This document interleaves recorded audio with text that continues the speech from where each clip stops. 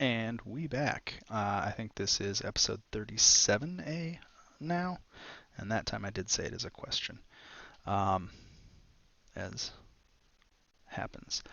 But yeah, we're back. A little bit of recap for what happened last time was basically you guys got through Wongo's shrine, the shrine of the monkey god, or the monkey trickster god.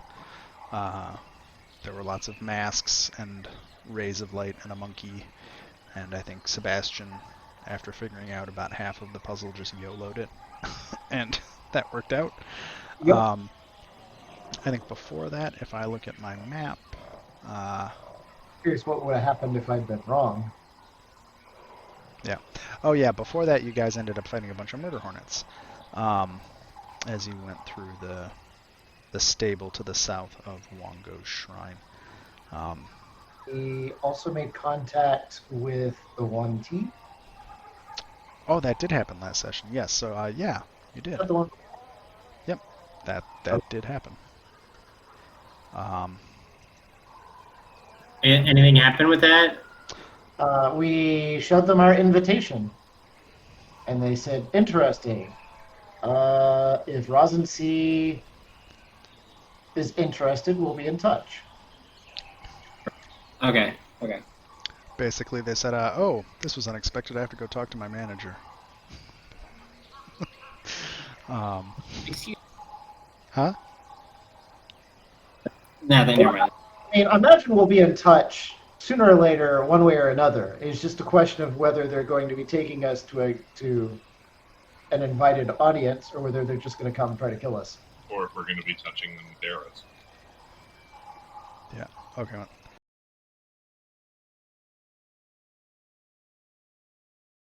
So yeah, yeah. So I think they noted that they will be in touch. I think was where that was left at.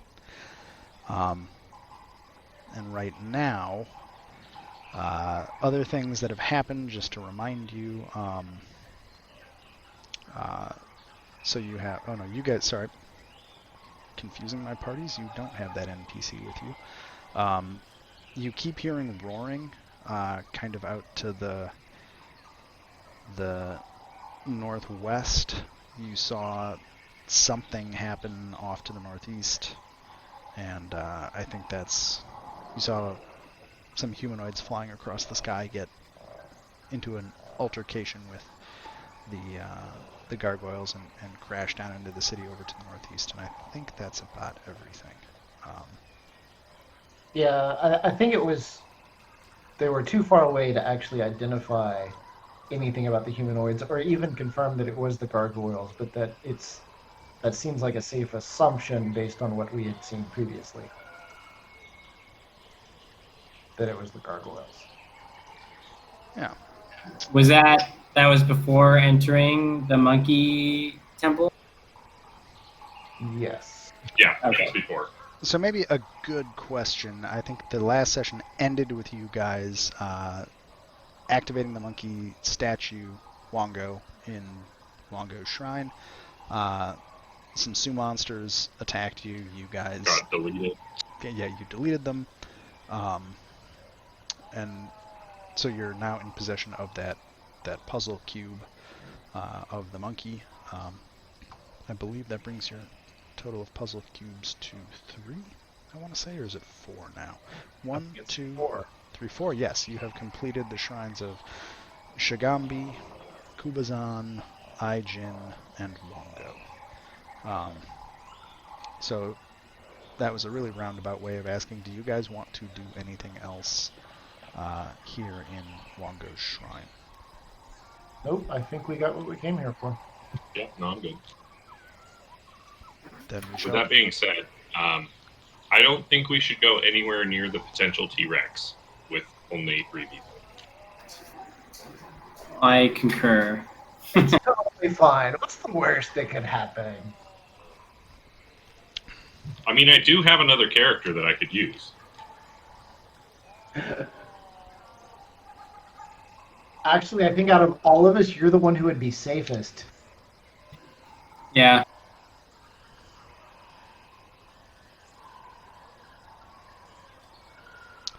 Yeah, All let's right, see. Because so- I'm just looking at PCs to see if there's anybody. Because yeah, NPC wise, you have Iku and you have Orvex. Orvex not being particularly useful in combat. Salida disappeared. And I think that's it. I don't think you guys have any other NPCs with you. Just as a reminder, or what have you. Cool. So you guys are at Wongo's Shrine. It's at this point probably mid-afternoon, getting on towards evening after the events of the stable and dealing with Wongo's Shrine. It should probably be closer to midday. It's about midday. Actually, you know what we could do? We could go check out the Roaring and see if it is in fact a T-Rex or potentially some other thing. But I can use Pass Without a Trace, so and then I could like sneak over there. Sounds Look. like a worthy thing to do. Because I do want to know what it is. Yeah. Do we want to check out this building with a courtyard that's like just north of where we are now? Like before we cross the road and go over toward the theater? That one? Yes. Sure. Okay, why not? Yeah, I'm down.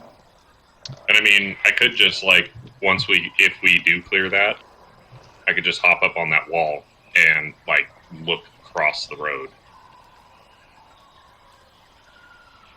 because I can fly and stuff. So yeah, we want to go north, Grin. Okay, cool. Sorry, I'm just cross-referencing something just so I know what it is. Because sorry, it's been a crazy week. Yeah, I agree. That being said, guys, I think that actually might be something interesting as well, just at the end of the road. Yeah. My thought was like hit here, figure out if we're gonna go here. Assuming we do go there, check out up here, then hit that, and then come back across and check these. Yep. So just finish everything out and then move on. Works for me. I like Okay. so. So the first thing you want to do is go to that and check that Yes. out. Okay, sorry. Cool. So give whoever wants to, somebody give me a D100 roll.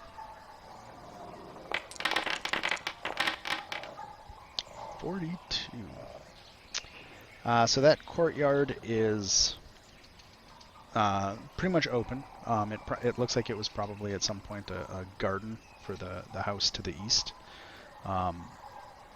Kellic, you can see a couple of those big orchid-bearing vines just kind of slightly writhing and going still as they see you kind of alight on the wall to look inside. So, The assassin vines? I was going to say, are those the assassin vines or the ones that put us to sleep? Can I do like a nature roll to see if I remember or something? The vines that put you asleep. I'm trying to remember which ones those were. Sorry. That was in one of Zolpori's gardens. Okay. Yeah, that's what I was thinking of. Yeah, sure. Yeah, so I'm not going to say you have to make a nature check because you experienced it. So the assassin vines are they're the orchid that drew in. Oh, I'm sorry, no. I don't know if you guys have fought an assassin vine in a long time. I think you actually did way back. We fought one in Omu. Somebody said we fought one here in Omu in the Session Mist. Yeah, because Teresa blasted them with a bunch of fire and they retreated but didn't die. Okay, so just as a point of order, because you've experienced all of these, so yeah, the assassin vine is you guys have encountered 3 different funky plants. One is the yellow creeper. The turn the corpse. Which is the one that raises the dead things. That's the one that that's the one that makes zombies. Assassin vines are just gnarly sons of bitches. Yeah, the that ones just that'll try to- smoke us. Yep. Carnivorous Yeah. plants. Go ahead. They're carnivorous plants, right? I mean, all Right. of these kind of are. Fair. Like any plant that attacks people is kind of carnivorous. But so the third one is the I can't do this. Trifrond You can flower. do it. And so I think this is the assassin vine, which is not the zombie vine. Okay. So this one doesn't necessarily put you to sleep per se, but it can whip you. It'll put you to sleep forever. Yeah. They're all just different versions of horrible. I think the Okay. Trifrond flower has 3 different flowers on it that do different things, and one of them Got is putting people to sleep. Right. Well, I want nothing to do with that. Because I'm going to recognize it and be like, nope, not interested. And so I'll tell everybody what's in there. Like, it's the assassin, or the Trifron brought. It's the assassin vines. Sorry, it's Yeah. assassin vines. They'll be like, nah, this is the assassin ones that we tried before and that we don't want to mess with. I'd also I want to point out that the assassin vine is apparently a masterpiece of game design, because both groups are just like, nope, not going to deal with that again. It's fantastic. Makes sense to me. Hey, no, I just love it, because there's like other things that you guys have just been like, let's kill that. Assassin vines? Hell no. Well, we're like, T-Rex? Man, let's take a look. Right? Assassin vines? Fuck that. Yeah. Yeah, I just love that. Like, the calculus on it.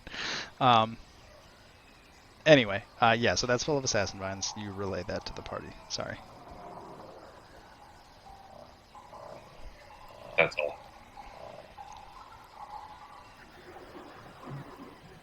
So do you guys want to kind of progress onto the road to start scoping out that amphitheater? I think Yeah. he was going to try and get a bird's eye view without flying high enough to attract the gargoyles' attention in that direction. So the dotted so, like, line is Kellic scouting. If I align on this, or alight on this wall and sit there like a bird, like a pigeon on the wall, can I see across the road into the amphitheater to see if there's anything there? So here's what you can see. You can definitely see into the top rows of the amphitheater.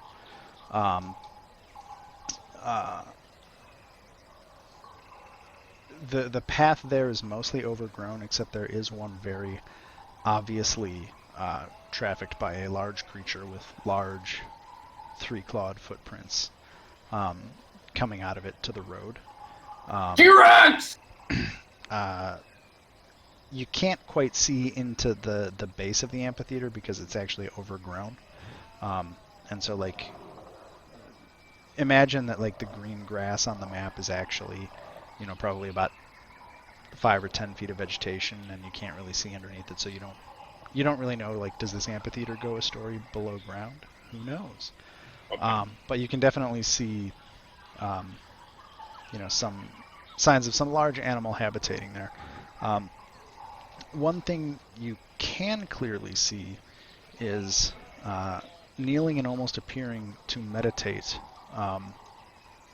just below the road, on the opposite side of the road from you, is a tabaxi man, or at least I'm pretty sure it's a tabaxi man,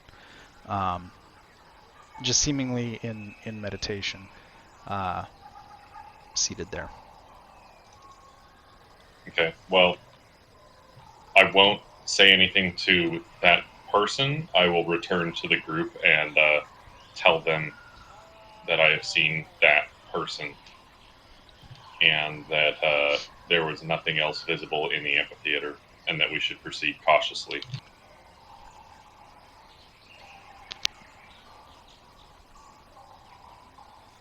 So I That's guess all. we could go Alright. talk to the dude.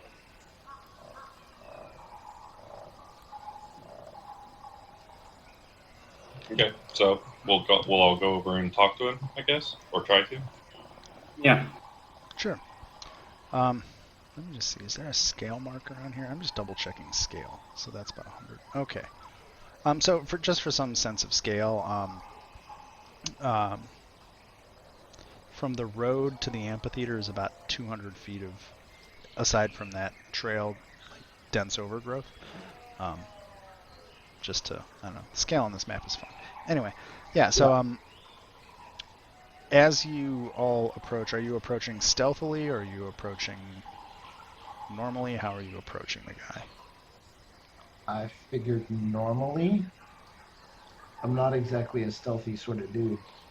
Yeah, but I can do Norm. pass without a trace, so we could be stealthy if we wanted to. I guess that's true.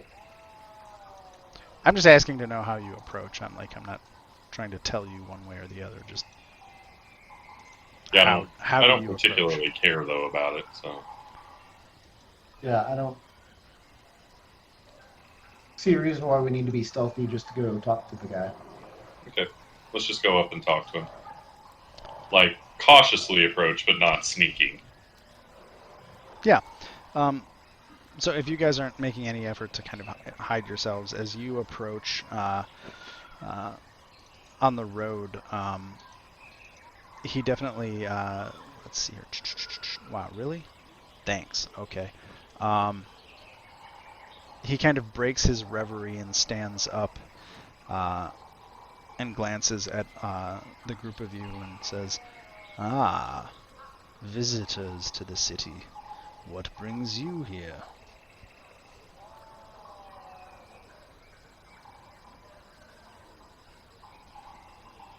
Why are we here? I don't even remember. We seek the soulmonger.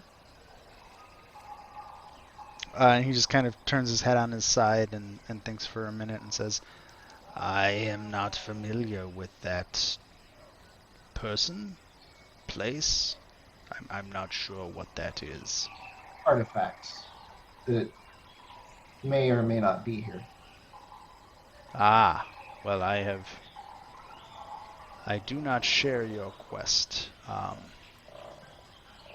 and I wish you good luck in achieving it. I am here on other business. Kellic will just like while he's talking be like, "What is your quest?" Well, my family and my descendants have all passed on, and I have come to challenge the King of Feathers to a combat to the death, and if I am victorious, then I shall continue finding creatures until one can give me a glorious end, or maybe I will make it no further than the king.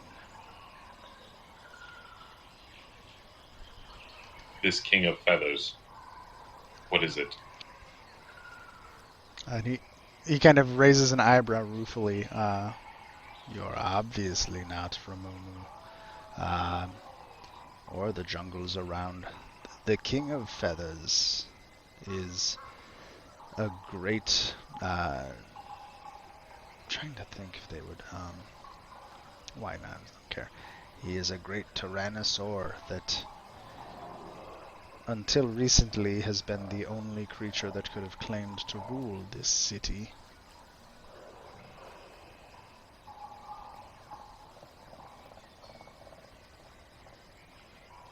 And so I'm awaiting his return to challenge him.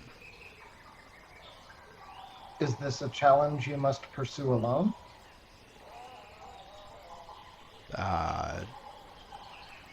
Not particularly, but I would ask that if it is my time to end, do not take any drastic measures to save me.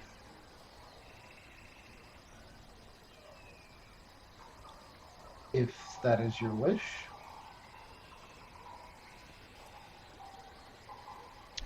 And then, so he glances across the three of you and says, it is getting to the middle part of the day, I imagine. he will be returning before the night falls. If you wish to join me, you should probably make your decision rather soon, otherwise the decision will likely be made for you.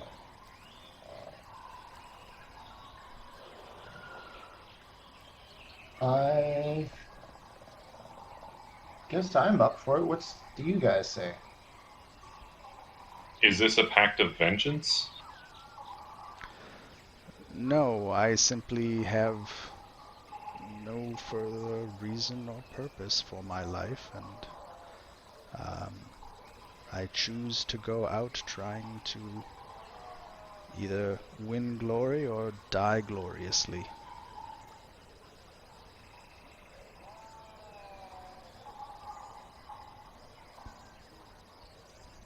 A valiant decision.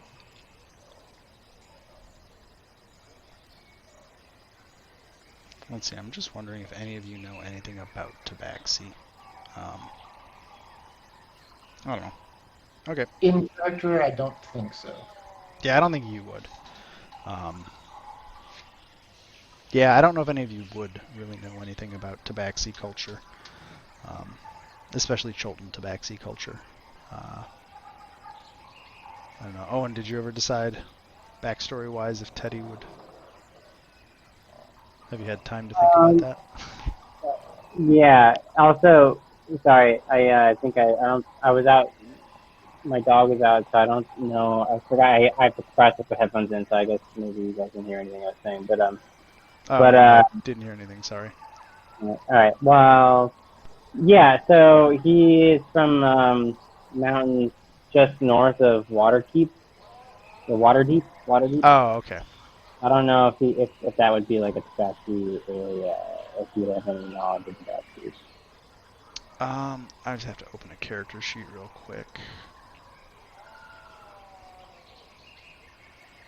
Yeah, I guess if any of you... I guess it'd probably be like either a history or a religion check. Probably a pretty difficult one, just given that none of you are Chultan. If that makes sense, like Tabaxi are not that common outside of Chult. I will look at that in a sec because I unfortunately walked away from the computer right as I started saying, "Hey guys, do you want to make a roll?" What'd you get? 15, which I don't think is probably going to be high enough. Teddy knows jack shit. What did Teddy roll? I don't know anything. Natural 1. Oh, that's fantastic. I heard one more set of dice. Did you roll, Sebastian, just for funsies? At a 10. So, Kellic, you're familiar with the concept of like going out in a blaze of glory, as kind of like trying to punctuate the end of your life. And I would say, well, you don't necessarily know the religion of this Tabaxi. You can definitely sympathize, especially given your background. Like you've chosen one path after your life kind of became pointless, if that makes sense, and Yep. this is what he has chosen to do. And you suspect, as he said, that his claim that if he I'm kind of going for insight instead of history, or religion, but I think it's kind of relevant here. He'll probably, if he survives this, just keep on challenging things until the challenge bests him. Yeah, which is kind of what he was saying, so that makes sense. Yeah. So, yeah, not your religion, but like you could draw a parallel to it probably. Yeah, I understand it. Yeah. So I guess I substituted insight to some degree there, but whatever. Yeah.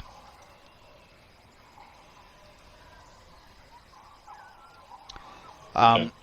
So he returns to meditating, basically. Like, he's not being rude, he's just kind of mentally collecting himself. Are there any things you guys want to do besides sit here and wait for the return of this creature? I'd like to take a short rest. If Okay. I look at him, does he seem like he is a warrior that can carry himself? Like, experienced fighter. Like he definitely looks kitted out as a hunter. Um, you're not sure any one hunter by themselves could necessarily take on a Tyrannosaurus Rex. But he doesn't look like he's just gonna necessarily just fall over and die. Like, if that makes sense. Like, he's got a bow, he's got a sword. It all looks fairly well used. So, yeah. That makes sense? Yeah. Like, he doesn't look like maybe he could take on a T-Rex, but he might get a shot or two in. That's I how mean, just so you guys, like, Kellic will look over and say, like, I will assist him. Like, that's right up Kellic's alley. Like, he feels for the dude, so... I'm just I having too aid you. flash. Oh, sorry, go ahead. Oh, I was just saying, I too shall aid you. I'm gonna go by myself, so I'll help. Cool. Okay, so I'm going to preload this scene. Does Are we anybody go- need a... Go ahead.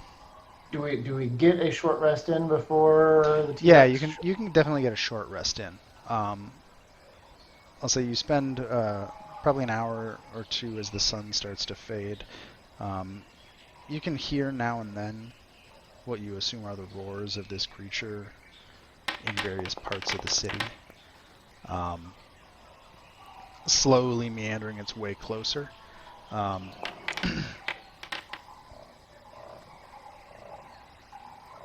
Yeah, I'll do it, Yeah. too. So he is, just to paint the picture a little bit, or I guess to ask, do you guys want to look at the amphitheater itself before, or do you just want to wait with this guy? How do you want to kind of approach this? I would want to scout it out first. Cool.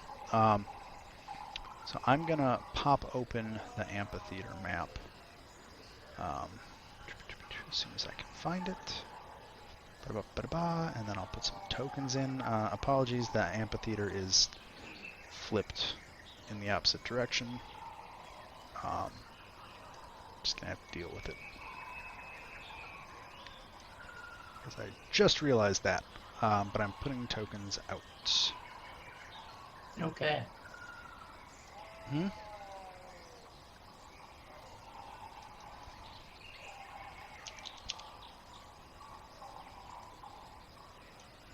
Hey, Iku showed up as a human this time. That's cool. After showing up as a waddle. She's not showing up as a Quaddle. Orbex decides, I will allow you to face this challenge on your own. He's not particularly interested in trying to fight a T-Rex. I don't blame them. I see two Iku tokens. One's a waddle, one's human. That's weird. There we go. How's that? That's better. I would, however, like to bring my elk to the fight. Sure. I'm getting everything loaded. Oh. Right. I think we lost Owen.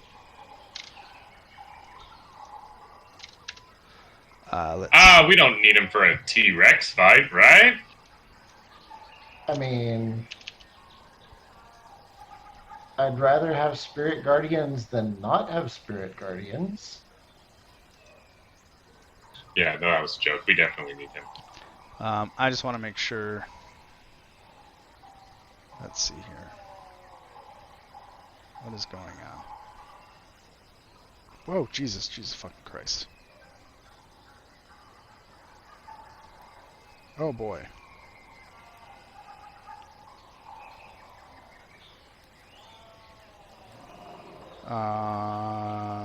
Everything froze up. So I guess for him everything froze up.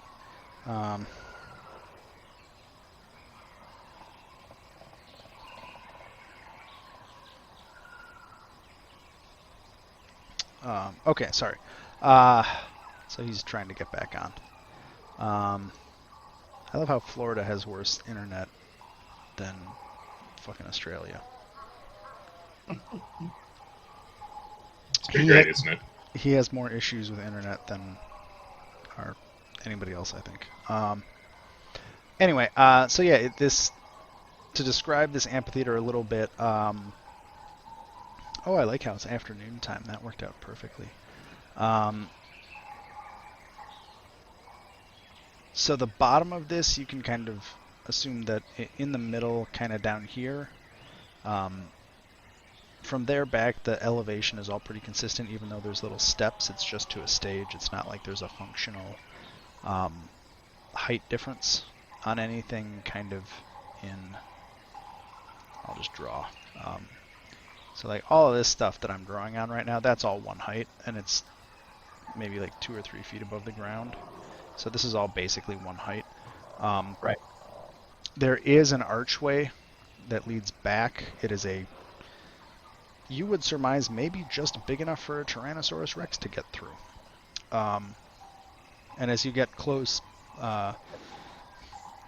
the ground in the middle of this place is completely trampled flat and littered with bones and carcasses. It smells pretty awful. And then there's a trail heading out to the east, kind of where you guys are standing on. Basically, that's probably the route that this creature uses to get to and from its lair here.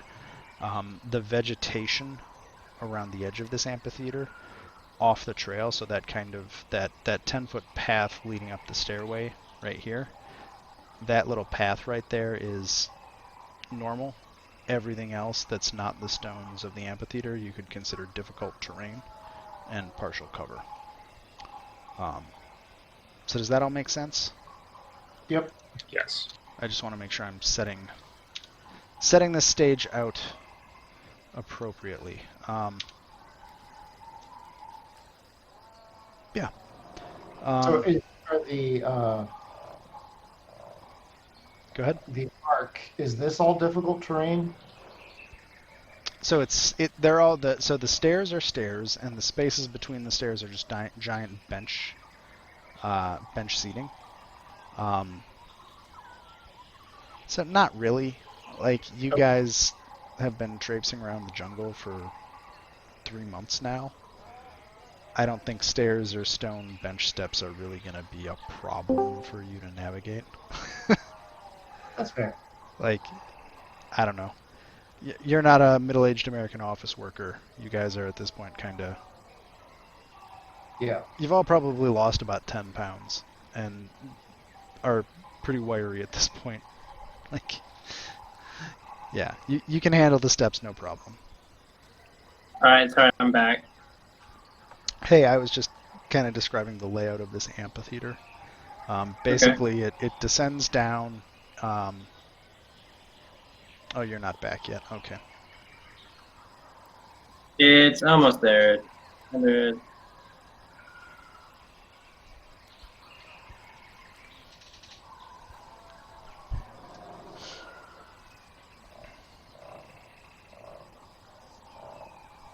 Okay. I see your name. So I'll just redraw real quick. I'm just kind of drawing out an area. So everything where that blue line is covering is all functionally the same height. And like the pillars I'm not going to worry about. You can just assume that's all kind of flat space. Like the stage is maybe 2 or 3 feet up those steps. The archway right here looks just about big enough for a Tyrannosaurus to get through. Everything beyond the line that I'm drawing now is... So like, oh, that doesn't work. So like all the crap that's green is basically difficult overgrown terrain and at least partial cover. Except for the path where Kellic is standing, which is well trodden by this creature. Also, it stinks here because it is littered with bones and carcasses. Okay, so that is the layout of this area. Got it, boss.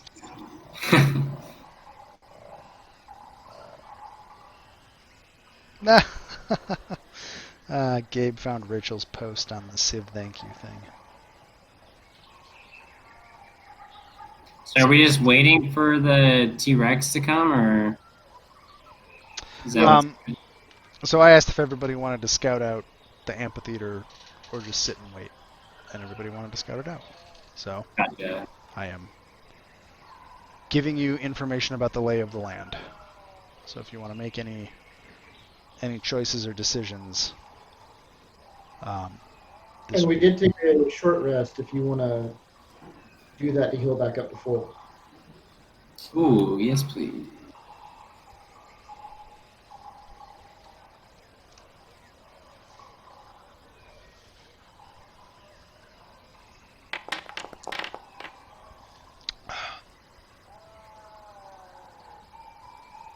It's so satisfying to watch dice. I'm so glad I put that mod in.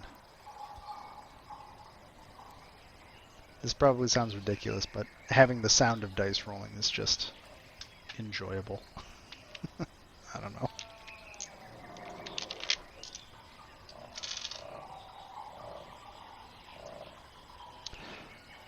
So yeah, you guys have seen the place. Wait, sorry. And then this is like this wooden-looking stuff. Is that a cliff? Oh, like the brown? Yeah, that's. Yeah. Imagine that this is just almost built into the wall of the ridge. Okay. Cool, cool, cool. I know this doesn't completely match the map, but yeah, there you go. I thought this was a cool enough map for an amphitheater, so. Looks good.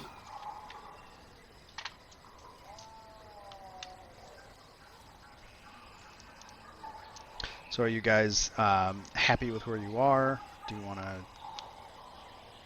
do anything? Or So where we're coming in from is the only like noticeable path in, correct? Yes, the path that you're standing on right now, Kellic, is well trodden by. At this point, you can quite obviously tell dinosaur feet and T-Rex feet. So likely it will approach from the east, like going through you towards its lair. If you were to just stand there. Okay.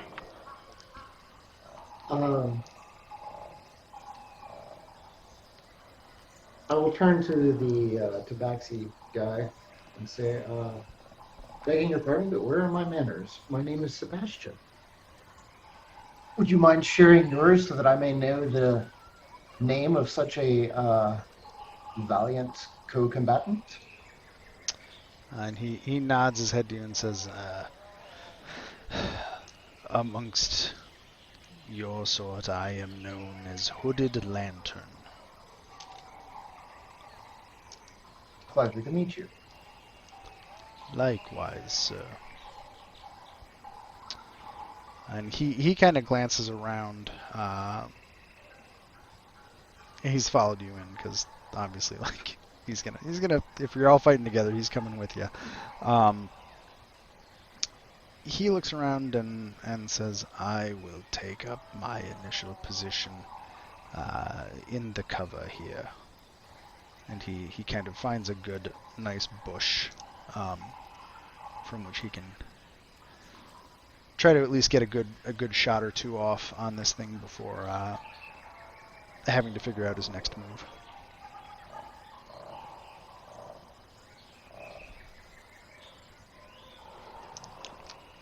Okay. Well, I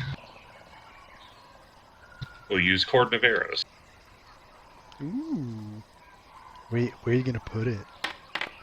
Look at that fucking dope ass damage that I get from each arrow. Right on this road, as like, so I want to do Wait, one there, cast a spell other than and one there. Because I Okay. get four pieces. So I'm just gonna draw a little. I'm just gonna make some marks, just to hopefully. So, 1, 2, 3. Does that make sense?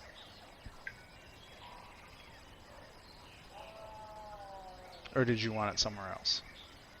No, that's fine. Okay, cool. So each of those, and I'd say you probably roll d6 when they fire. So it's what's a DC 14 save. Let me write notes down.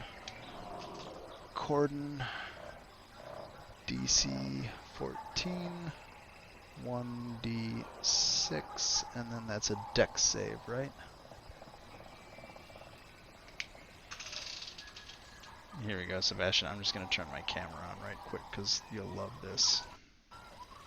As soon as I find my camera plug and make it work. One of these days. Oh, Jesus. Don't knock the beer over. Oh, God. Whiteboard of note-taking. Nice. Okay. So you've got that set. Kellic, you were walking. You walked over to that rock. Are you doing something with that rock? My hiding behind it. Cool. I'll say until you move out from behind the rock, you can take full cover, but you're also going to have limited perception if you're in full cover. If you want to take partial cover, you can see what's going on. Does that make sense? Yeah, I'll just take partial. Okay.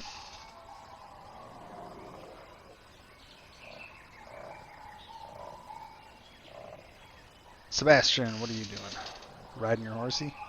Yep, I'm riding the elk, poised to charge into the fray whenever the opportunity is right. So you're in partial cover too up there? I think that's what I said. Yes. And Teddy, what do you want to do?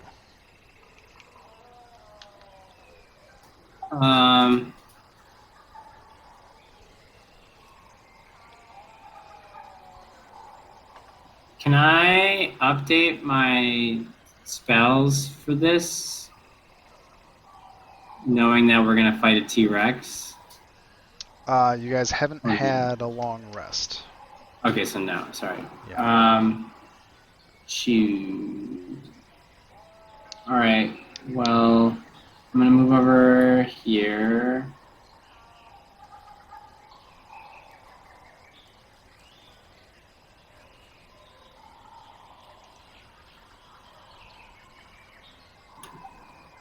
No idea if my camera can even see.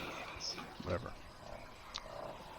I guess before the battle begins, I'll give everyone the emboldening bond. How long does that last? It lasts. Might want to look that up.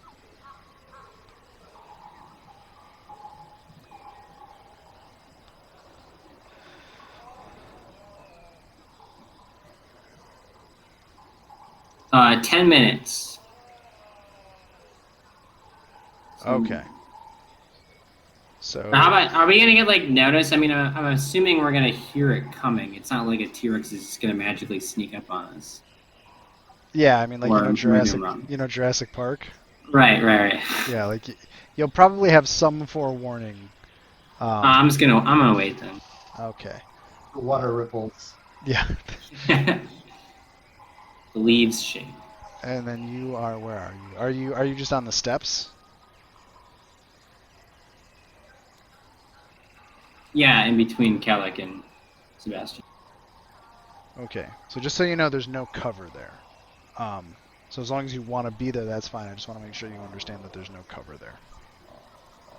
Where's the rough? Sorry, like that map was all weird, but where's the rough terrain again? So if you get into any of the green stuff, That's rough terrain. no, up. Right. Up. Yeah. But So, any like- green stuff up is rough. It's like the center of the map is lower than the edges of the map, right? Because this amphitheater is going down, right? Right. So everything past the upper edge of the seating, that's at least partial cover unless you want to do something to make yourself fully covered. Standing where you are, oh, I guess if you want to get behind another rock, you could also do that, yeah. So that could be partial cover if you want to see, or full cover if you're pretty much just like duck in cover. So it's I just think I'll go here. okay. Partial or full cover? I guess partial cover. Okay. And then Sebastian, where do you want Iku? First question for Teddy. Which three of us are getting the emboldening bond? I was gonna give it to Kalik and Sebastian since I'm closest to you two. I can't give it to our partner, and I can't give it to Max either. Too far away.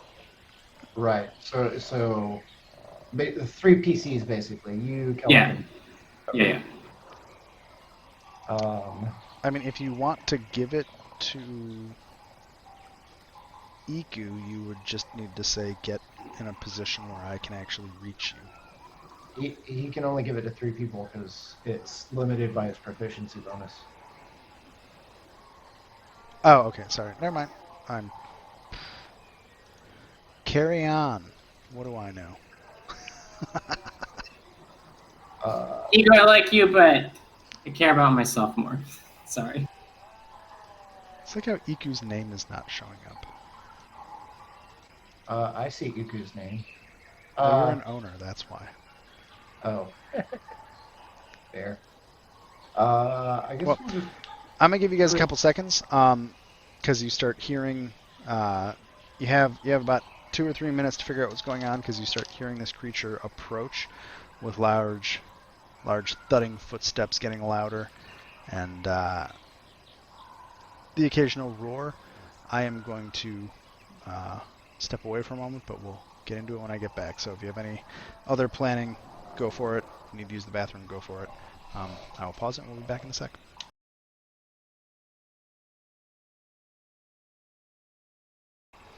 And back. So you guys all ready? Happy with where you're at? I think so. Yeah. Cool, then let's do this. You hear the creature approaching. And... Oh, is Iku where you want her? Yeah. Fine. Cool, then I will do this. No, that's the wrong channel.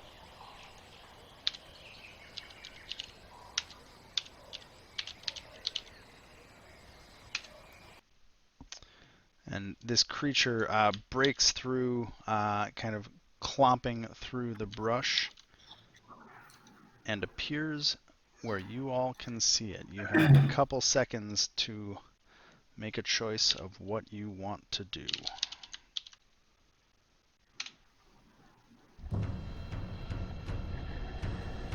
I mean, I'm gonna give Kalik and Sebastian a Bolding Bond. Cool. I'm gonna add everyone to combat.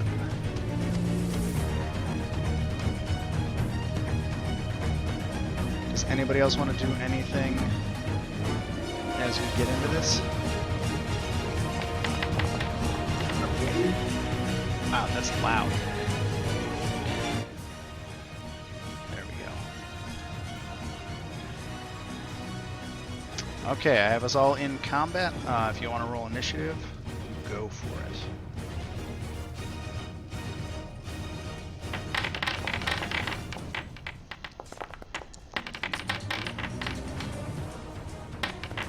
Can you roll your elk? Woo! And let me outro on my initiative. I got fucking 0. Yes. So I'm just gonna ignore the elk because it's a token, so whatever. It always goes so well. Okay.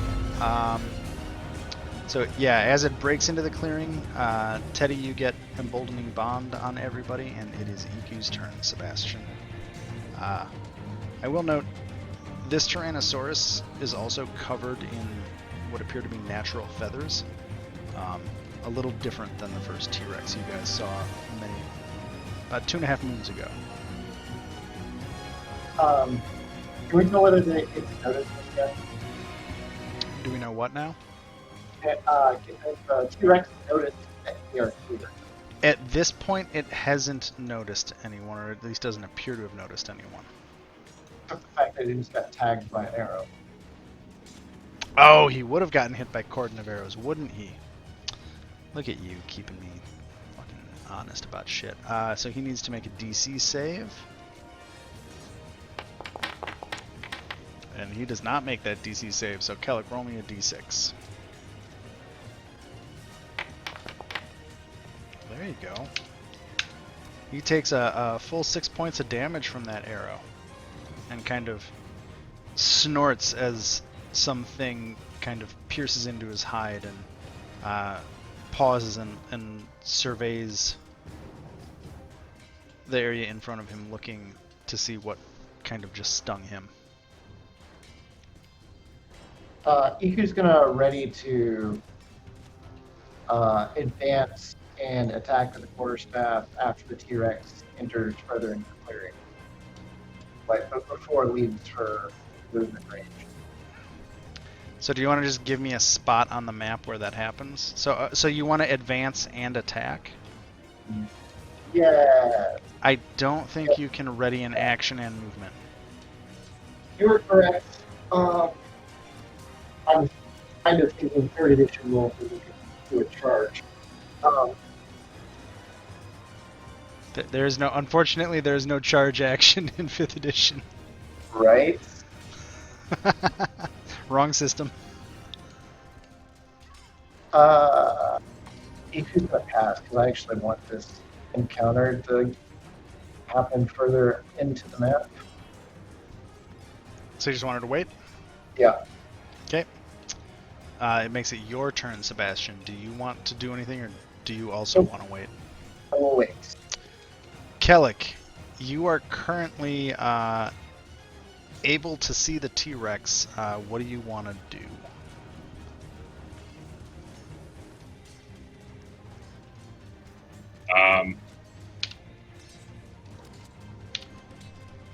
Yeah, I'm not afraid of it. I'm gonna shoot it. Does Cordon of Arrows... I'm reading Cordon of Arrows. Whenever a creature comes within 30 feet of the first time, one piece. Okay. Okay, so it's one piece of ammo per turn. Cool. Okay. Do yo stuff.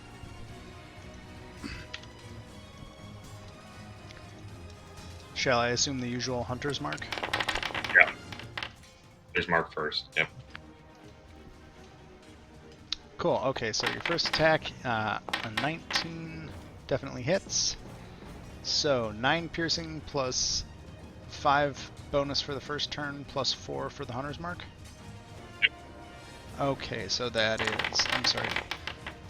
I gotta just write numbers down, because I'm just gonna add it all up. So 9, 4, 5. The 11 will miss. It just bounces off of the creature's hide. And the 17 will hit for 12, and that's your bonus attack, right? Plus, okay, so 14. No, that's my third attack. My first turn, I get 3 attacks. Yeah, yeah. So you had attack, miss, attack. Or attack, hit, attack, miss, attack, hit. Okay, so that's 13. That is 19. That's 32 damage. So the 2 arrows that do hit definitely burrow into this guy, and it kind of roars in anger, trying to figure out what just stung it a few more times. It is not happy. Let's see, that's action, bonus action. Do you have movement you want to do, or do you want to stay put? I'm staying right where I am. Okay.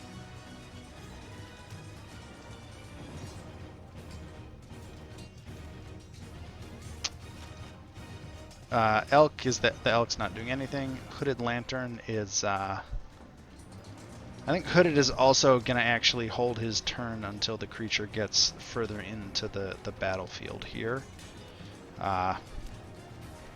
You don't even have an initiative number, Teddy. What happened? I got 0. You rolled a 0. I didn't. Rolled a 1 minus a 1. Cool. Okay, so King of Feathers is gonna go. I'm just going to do a little. Let's see, that's the passive. I'm just gonna roll this just to see if he notices anything. Okay. Yeah. Kellic and Teddy, he certainly notices you guys, and especially Kellic because you just shot him. He is going to stomp forward to about, let's see here, where can he go to? He charges forward to here, and Kellic, he is going to bite you, and his bite is that.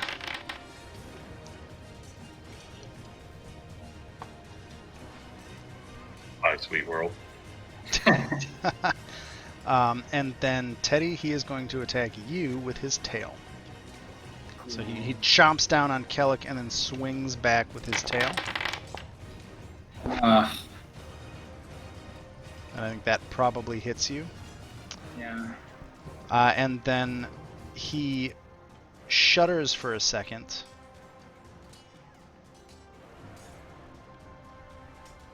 And then literally teleports to this location in the middle of the arena, getting closer to his lair. See, I think Sebastian, you would probably recognize this. It seems like the King of Feathers has some ability similar to Misty Step. A neat trick. Yep. And it is Teddy's turn. What would you like to do? I'm going to. Oh boy. Well, I'm gonna give the three of us 1, 2, 3. You're within range, I think. I'm gonna cast aid. So That- we all. That was not the right thing. You just killed yourself. Wait, how? I don't know, but your hit points just went to 0. Okay, hold on, I see why. Because I have to press and I just put in a bunch of zeros for to talk in my hip. Is 0 your push to talk button? No, it's Q actually, but I think it just went to NAS.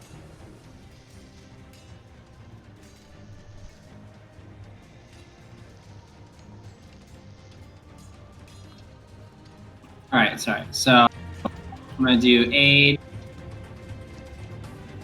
So everyone, so Kellic, Sebastian, and I, we get at the start of our turn, we get hit points and current hit points increased by 5 each turn. I think it goes back to normal, but like during the turn it goes up. Does that make sense? Do you want to just roll the spell? Sure. Your hit point maximum and current hit points increase by 5 for the duration. Duration is 8 hours. Okay, so everybody gains 5 hit points, basically. And Sebastian, you gain that on top of your normal hit points. Okay. That's interesting. It's maximum hit points and not temporary hit points. Yeah, That's so cool. you could get that it stacks with temporary hit points.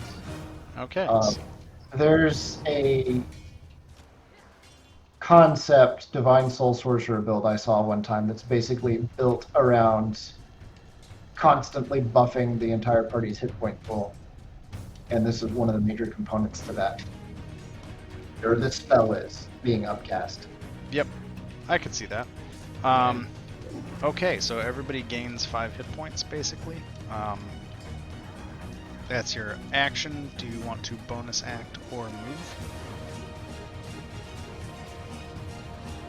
I think I'm gonna move over here.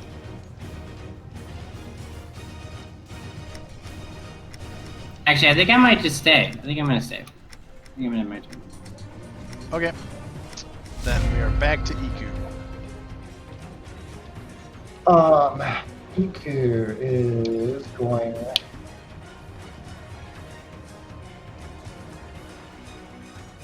dash and get to there. Okay. I think that's action, movement. Does she bonus act? I don't think she has anything useful to do as a bonus action.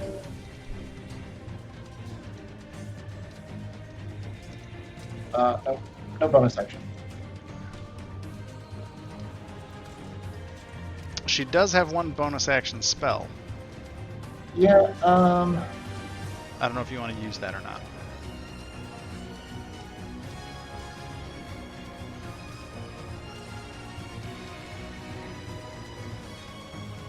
no, not really.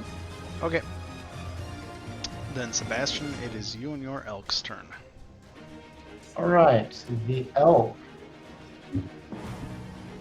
is going to move right in like so, with me on top. The Damn, elk that's fun. has 50 feet of movement. Yep. Is going to make a ram attack. Yeah, you definitely got your 20.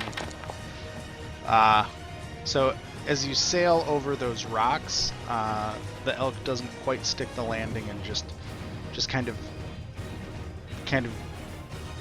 rears to hit, but the King of Feathers is able to just kind of dodge out of the way of the horns as you charge in. That's disappointing. I, undeterred, will go in and make my attack. Hey, that one will hit. Yep. Second attack. Your second slice with the spear will also draw some blood. I mean, you can add a D4 to that, remember, if you want to. It's just to the attack roll, saving throw, or ability check. I can't add it to damage. No, sorry, to the... My, Could have done it to my second attack, but And the bonus attack, I'll I play this as mean- kind of the butt of your spear thuds against the... Yeah, that doesn't change it. Yeah, that despite your valiant attempt to smash your spear butt into the King of Feathers after those first two hits, the third hit just kind of bounces off of his, incredibly large Tyrannosaurus thigh. But you got a couple of good cuts on his underside in there. Yep. Let's see here. So that's attack, bonus attack, and you don't. I'm assuming you're still riding your elk. Yeah, it's Kellick's turn. Cool. Kellick, your turn.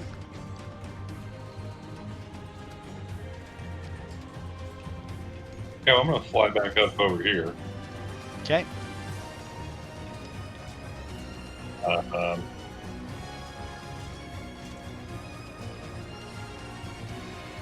and then, what else do I need? Skills or anything I want to use. So yeah, I'll just shoot him. You know what? Oh no, he didn't end his turn within the cordon of arrows. Okay. 14 hit.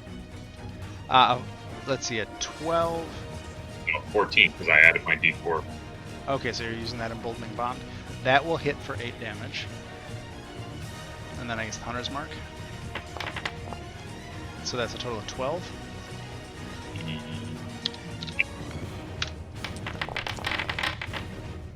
15 will hit for 10 plus 12 damage.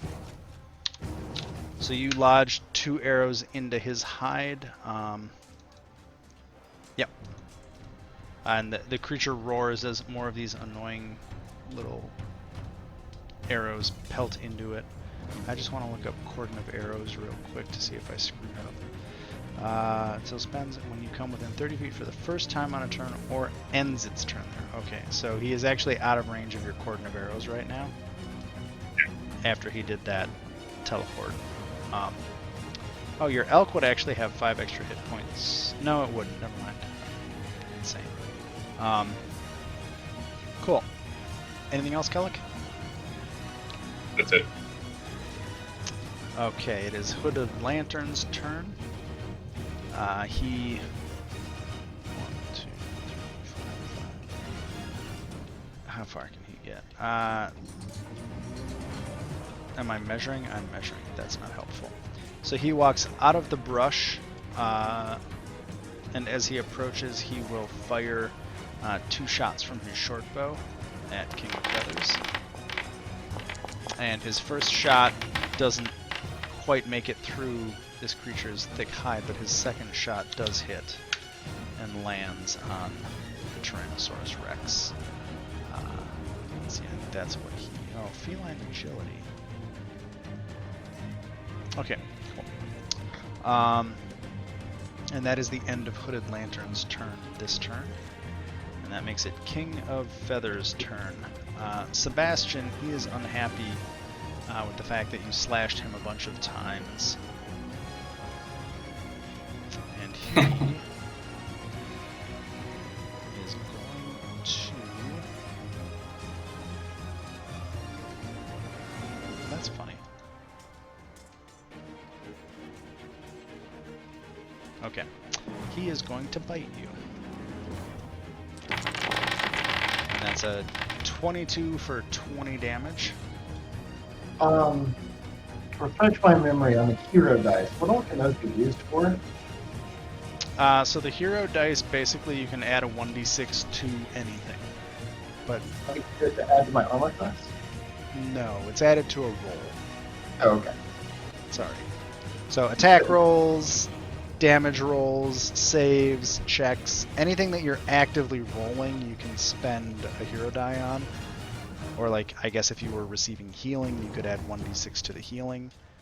But no, I'm not going to say that you get to add 1d6 to your AC.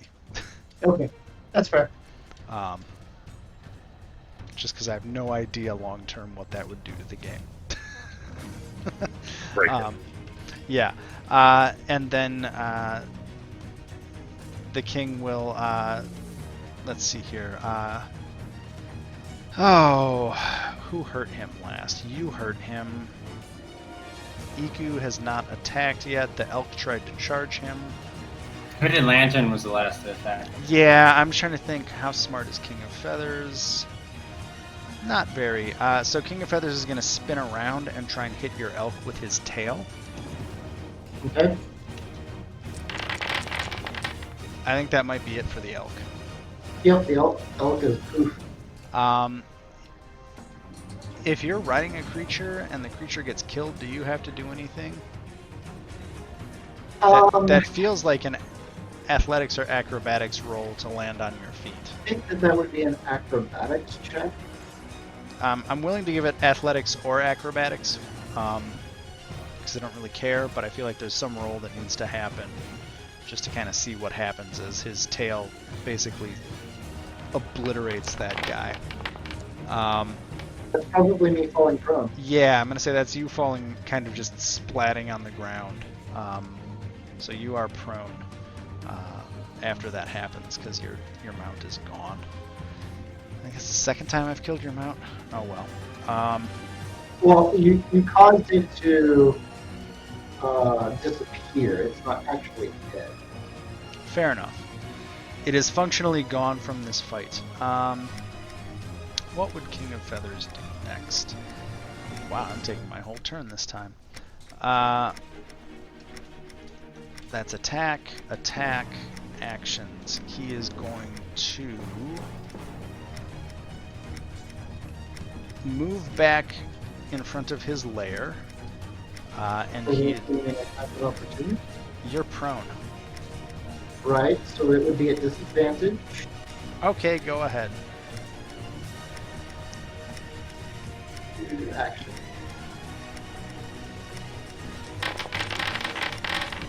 A 12 will not hit as he stomps away. You try to reach out and are not quite able to steady yourself properly to get that spear shot to land.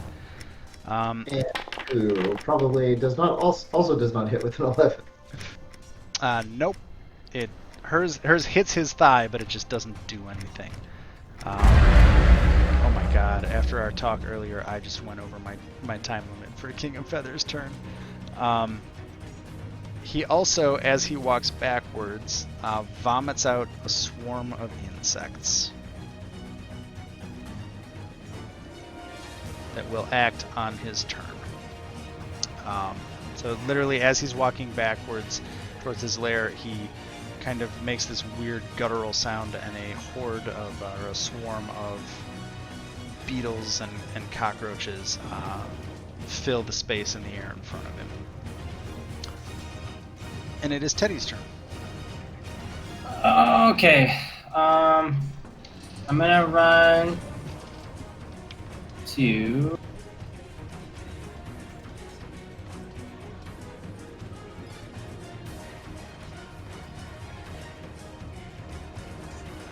I'm gonna go over here. And I'm going to. So are you trying to stay completely out of sight or not? Partially out of sight. Okay. I don't want him to see me, but I want to see. I want to see like I feel like my vantage. I can see. Sure. Sebastian. So if you want to have full cover to King of Feathers, you can still see Sebastian. You could. Right. So then I'm going to cast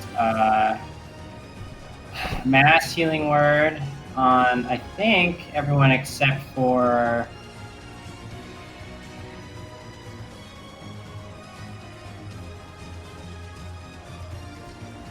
Everyone except for Kalik and Hooded Lantern, so I guess just Sebastian, Iku, and myself.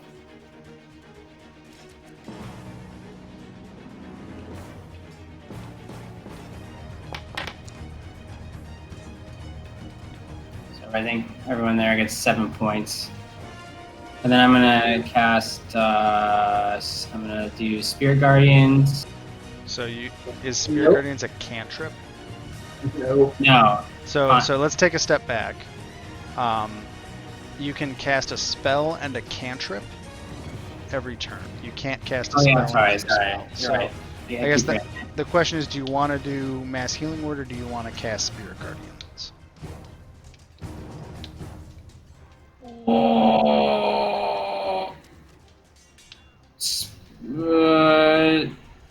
Spirit Guardians. No, I'll do the Mass Healing Word this turn. Okay. I guess I'll end my turn then. Okay. It is Iku's turn. Iku is going to move up and attack the swarm. Okay.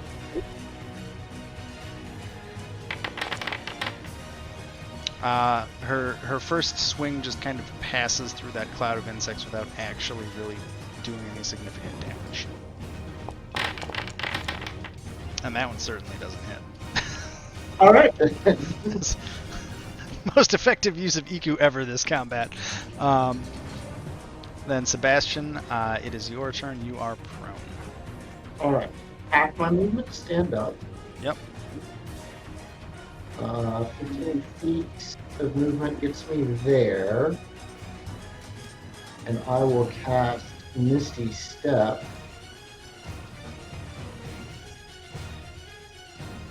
To land there. Okay. Prepare Misty Step. Normal consume spell slot. So I think that's what? Movement, action, bonus action? Or Yes, so now I get to attack. oh yeah, you do get to attack. Okay, yep. Sorry.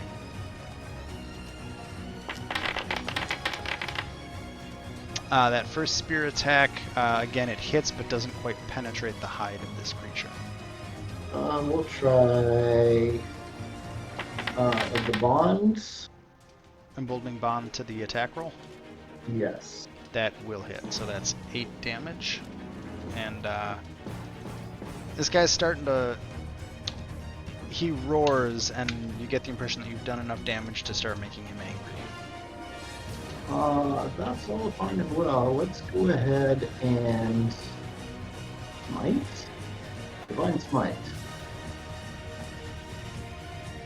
There shouldn't be an attack roll for that. Why?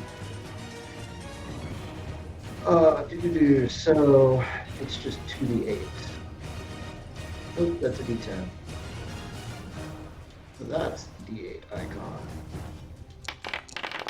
So that's 11. Yep. Did that actually consume a spell slot? No, it didn't. Oh. Alright, second attack.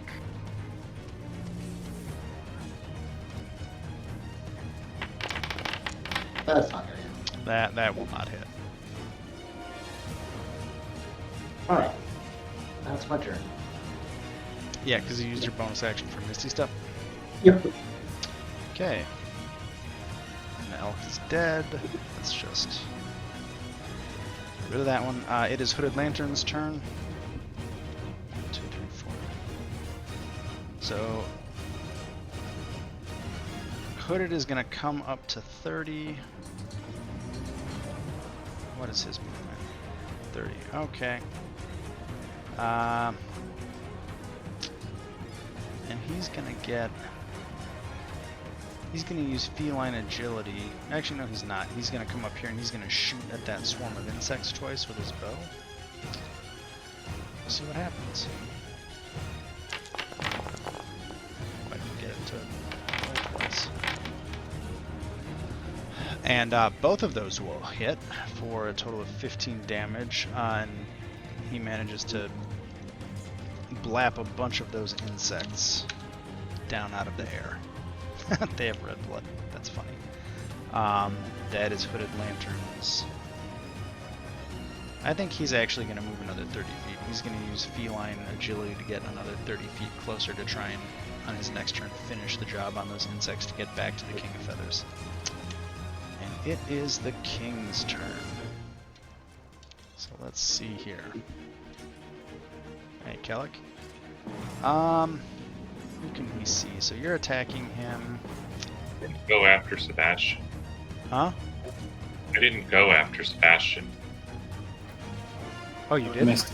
I'm sorry. Nope. I don't know what happened. Go ahead and go before King of Feathers goes. I probably hit the little button. Sorry, man. Okay. So 14 to hit. Is that with the emboldening bond to the attack roll? Yep, that'll hit. So 8 plus 1, so 9 damage on the first attack.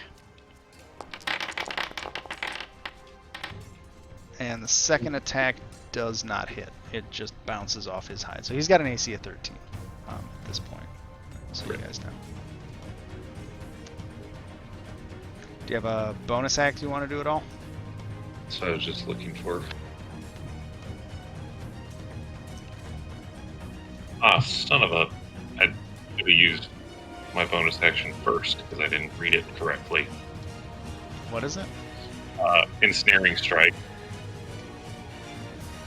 But I needed to use it before my attack.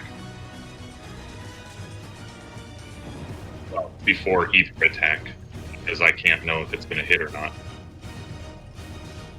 Actually, no, I guess it's next time you hit a creature with a weapon attack before the spell ends.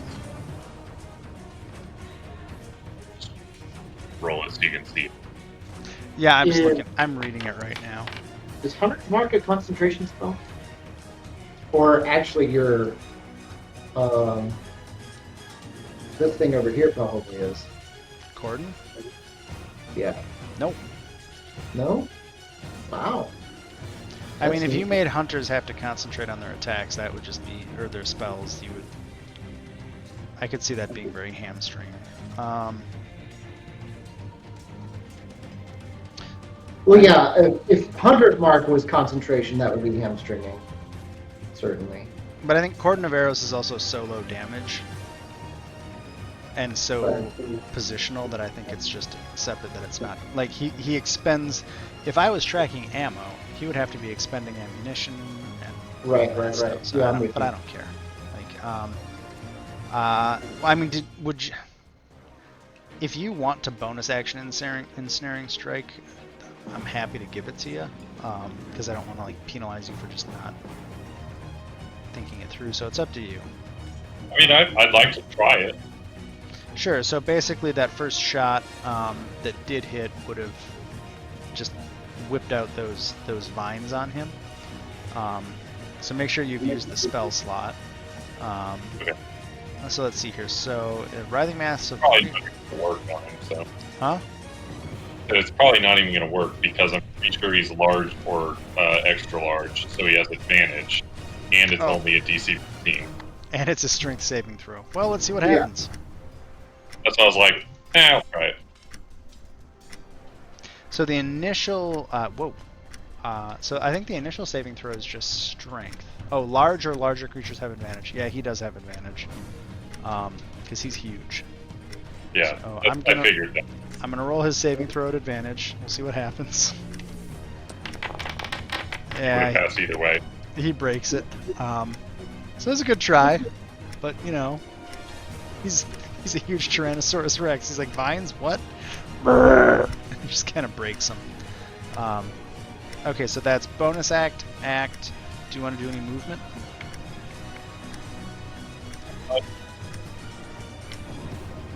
Yeah, I'll fly back over by Teddy.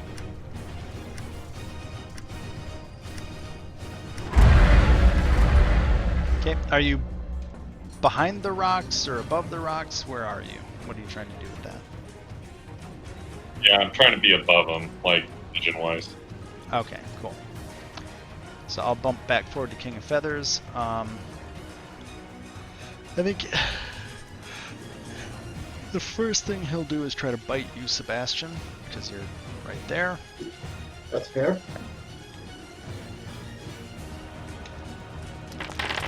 Oh God! I think you're down. I don't know if there's some way. That's a lot. Jesus That's Christ. exactly my current hit points. 43 plus 16. Yeah, 59 is my current hit points. Damn. So you're down. Let's see here. He will move slightly forward and try and hit Hooded Lantern with his tail.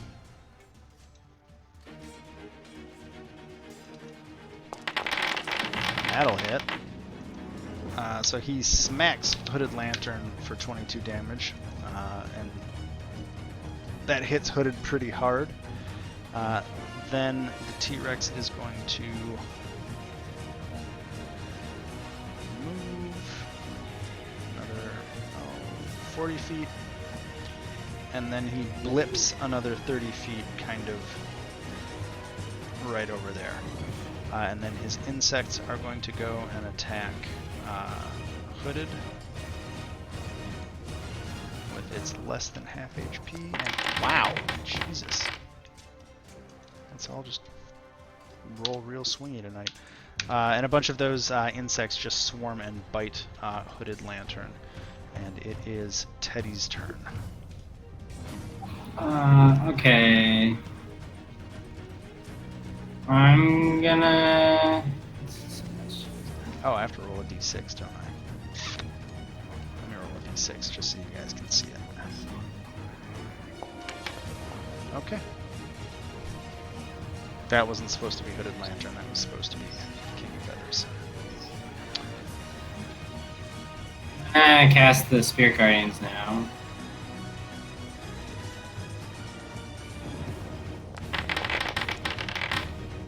Cool. So they are around you. Awesome. So that is your action. Do you have a bonus action or movement you want to do?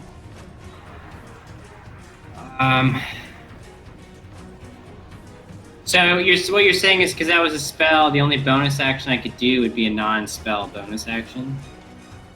Well, you could do any cantrip that is a bonus action, or any feature of your character that is a bonus action that isn't. Right, but no other like spell per se. That would be in the. So if you cast any spell, if you have a bonus action cantrip, you can cast that, right? Like, it usually works the other way. Like, if you have a spell that's a bonus action, you can also cast a cantrip. But it kind of depends on the specifics of you, right? kind of goes to your build. So I don't know. Let me see what you have. I don't think yeah, your cantrips are all full actions, and I think Yeah. Spirit Guardians is full actions as well, right? Yep. Yep. So Yeah. if you have any abilities, so features, Hidden Step is a bonus action. I think that's it. I think that's your one bonus action ability. Or Channel Divinity. I don't know what Channel Divinity does. I don't know what it does for Peacefire. Or is that what? It's emboldening bond. So it would be Emboldening Balm Bond of is part of Peace. it. so Balm of Peace is an action, so it doesn't matter. No, so you pretty much have movement. Yeah. I think I'm gonna stay here. Actually, I'm gonna move. For Spirit Guardians to be of any use, you have to get close to King of Feathers. No, I know.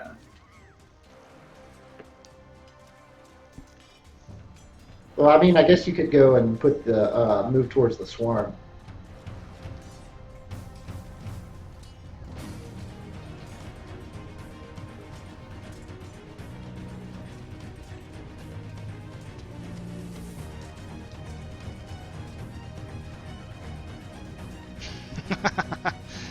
Come back!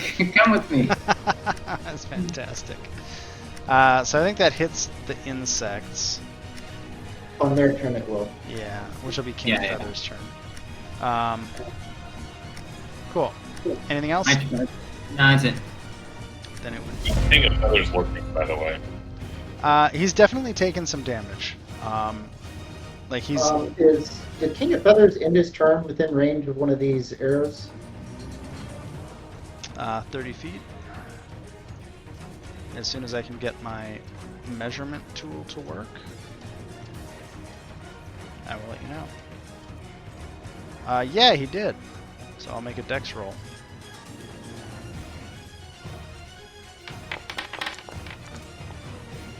Does that beat the Cordon of Arrows dex save DC 14? Yeah, I think he passes it. But yeah, he was definitely within 30 feet of some of them. There we go. We'll take off that marker. So it is Iku's turn. Iku is going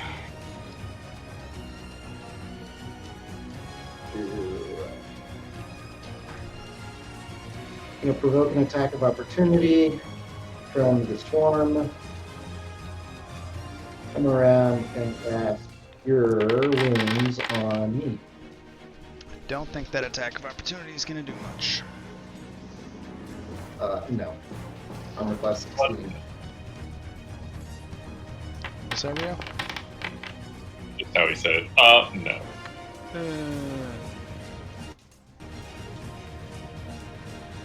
Wow, 12 healing, nice.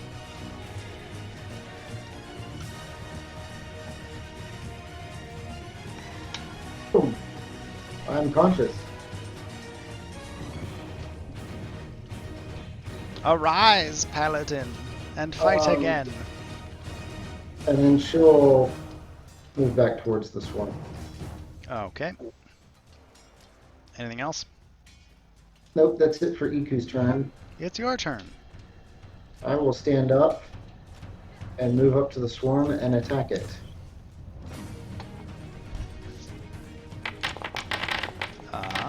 A 10 does not hit the swarm of insects. I will attack it again. You manage to, with the flat of your spear, splat the remaining insects. And they are gone. Neat.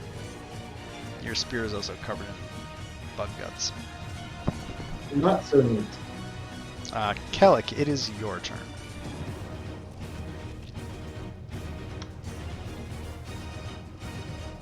I'm going to move over here.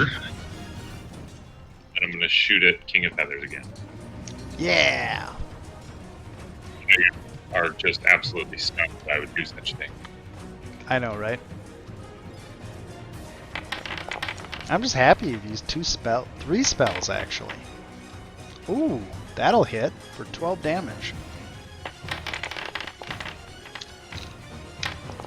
And the second one will also hit for 11 damage.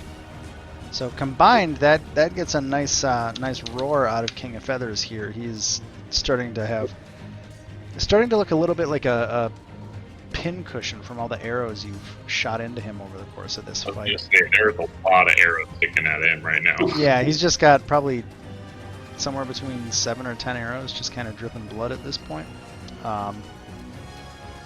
Looks like he's maybe slowing down a little bit in a narrative sense. Okay, Hooded Lantern.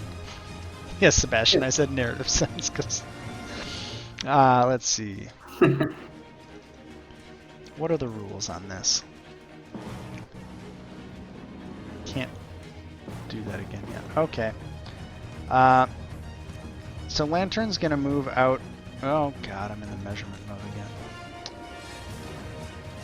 Lantern's gonna move out into the middle of this amphitheater and kind of, while shouting, shoot at King of Feathers again. Just kind of trying to draw its attention. And his first arrow kind of bounces off the scaly hide, but the second one will land and add to the now bristly, feathery looking hide of this guy. Let's see here. And it is King of Feathers' turn.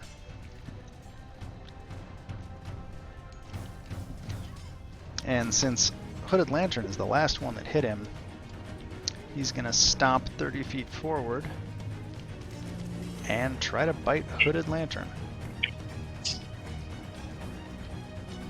Was that Rio? I said, and rip him to bits. Oof. And yeah, that's what happens. King of Feathers clamps his jaw down on Hooded Lantern, and there's just a kind of blood and spasming, and then King of Feathers basically just swallows the tabaxi whole. Bye, buddy. And that is it for Hooded Lantern, unfortunately. I guess he accomplished his goal. I guess so. So It was King of good, Feathers, though. Probably takes another arrow from the Gordon. he hasn't ended his turn yet. But He still has 20 feet of movement at least. So he is going to move 5, 10, 15, 20. That distance is 15, and he will poof with his Misty Step, and he will try to tail swipe Iku. he will, however, still need to make a save with Spirit Guardian. Oh, that's right. Cool. Okay, so Spirit Guardians happens first because he enters the radius of the effect. Thank you, guys. Let's see, Sarah. He has to make a Wisdom saving throw. Who wants to bet what his Wisdom is? Fucking 2. Wow. Ah! Well, I guess I just get to roll well tonight. What's the DC? 15. Yeah. On a failed save, on a You take successful half, yeah. save, I take half. So roll 3d8, Owen. Yeah. And the slow doesn't really affect him because he blipped through it, if that Right. makes sense. Yeah. But give me a 3d8, Owen. Wait, is it a 3D, like r/3d8? You can just see the dice on the bottom. Just click on the 8-sided die 3 times. And quick roll.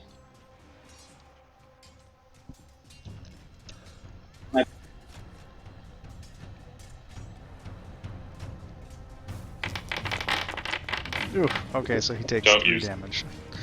Better Oh, nothing. yeah. And now he will do his tail attack on Iku.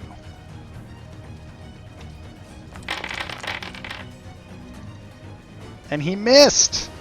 How about them apples? How about that? The Spirit Guardians distract him too much, and his tail swing goes wide over all of you. And that is King of Feathers' turn. It is Teddy's turn. Okay, I'm going to do cure wounds on Sebastian. So lucky this isn't Pathfinder.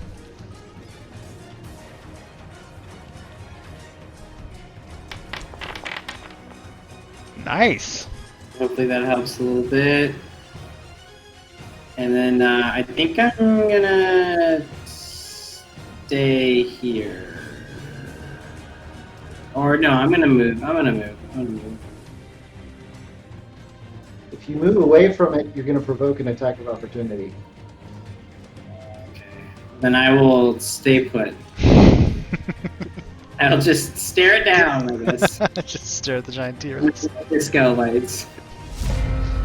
It is Iku's turn. All right. Iku is going to circle around it to this side and attack. Oh, look at you getting flanking. With advantage. 14 will hit. That's 6 damage. If you had advantage. And a 20 will hit for 5 damage. And King of Feathers is starting to look pretty rough. Like this kind of battle of 1,000 cuts is starting to weigh up on him. Anything else from Iku? Nope, that's Iku's turn. Sebastian. I will move here to attack with advantage.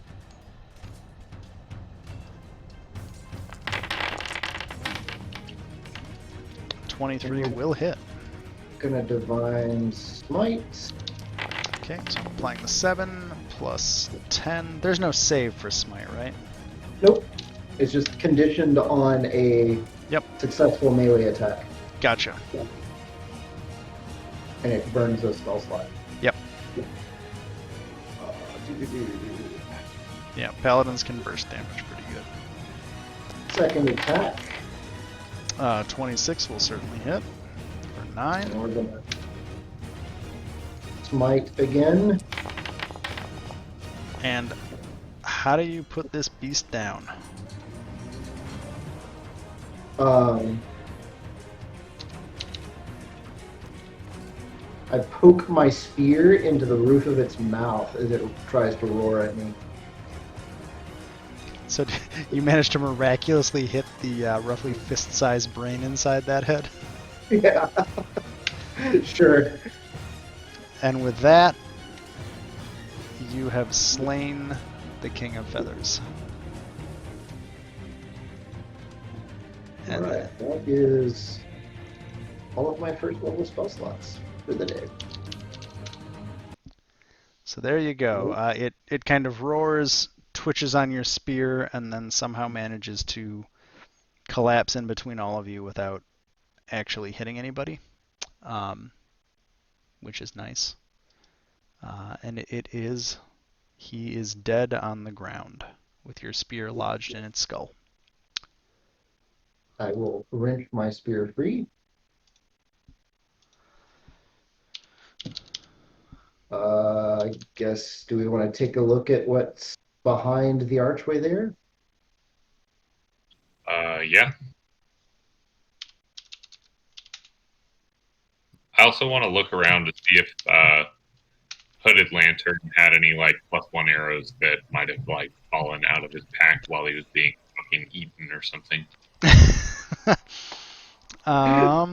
So Hooded Lantern doesn't have anything of particular value, but let me look up King of Feathers, because I know he had some stuff. So as you guys kind of look into the layer behind, the first thing to note about it is it just reeks of death. So I guess as you hold your breath and kind of search through the bones and rotten corpses inside that cave, whoever goes in there, you do find there's an electrum platter inscribed with images of Chultan feasting rituals. So maybe somebody hang on to a platter while they were eaten by this guy or something. That's worth about 25 gold. There's an Amuan death mask made out of painted gold, and that's worth 250 gold. And there is a helm of telepathy in one of the piles. Well, And that's neat. I have to get a book I haven't. Whoa, where's my Dungeon Master's Guide? There it is. And since I don't think you have anybody who can actually identify magic items, I'm just going to tell you what it does as soon as I find it. Oh, hey, you know what? Bet you I don't even need the DMG. Give me 1 second. Items. Helm. There it is. Oh, how do I show this to everybody? So, let's see here. I'm just going to tell you what it is because I don't really care about the identifying right now. If you guys are okay with that, I don't know. Sure. While wearing this helm, you can use an action to cast Detect Thoughts with a DC of 13 from it. As long as you concentrate, you can use a bonus action to send a telepathic message to a creature you are focused on. That creature can reply using a bonus action while your focus continues. You can also, while focusing on a creature with Detect Thoughts, use an action to cast Suggestion once per day, basically. So you have a Detect Thoughts at will, bonus action to send telepathic messages, and once per day Suggestion. Yeah. It's pretty neat. Kellis will take that if no one else wants it. I don't need it. I don't need it. Yeah, Kellis will take so- it. Probably the best way is just add it in D&D Beyond, because I'll probably forget you have it, to be blunt. What? Name of it one more time, I'm sorry. Helm of Telepathy. Telepathy, you got it. Unlike other games, there's no real AC bonus for it. Like, putting it on your head doesn't give you any armor, it's just you get the magical Or effects. make you immune to critical hits to use a second edition rule. Wow. We're not playing second edition. No, we're not. Um, And it's just as well too, because second edition was all kinds of clunky. Actually, no, it does actually have an AC of 10, but I don't think any of you are lower than 10. So, Right. yeah. So I'm going to pause for a quick second because I had 2 beers, and I will be right back. That's fair.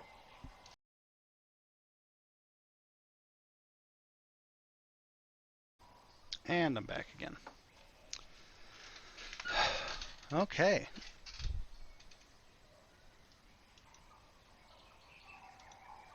So, you guys are standing in the late afternoon in this stinky, smelly amphitheater with the corpse of a Tyrannosaurus Rex and a few more pieces of loot.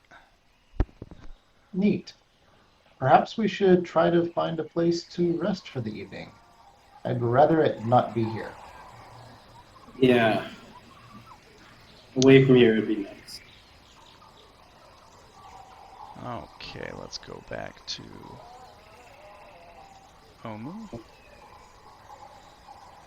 Oh, and is somebody taking possession of the platter and the mask? I mean, if you want, I'll take the platter if you want the mask, or vice versa. I'm actually not like super interested in things that are in like material wealth. Okay, yeah. I'll pick them up out of curiosity, I guess. Sure. Let me just to reiterate the The platter is worth 25 gold. The death mask is worth 250 gold.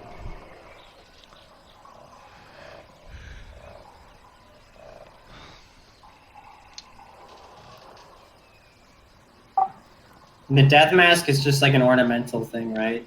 Yeah, just like who knows how it got there, but it's a nice gilded gold death mask that has seems fairly valuable. And You can go pawn it somewhere. there you go. That's a good We've idea. got plenty of pawn shops around here.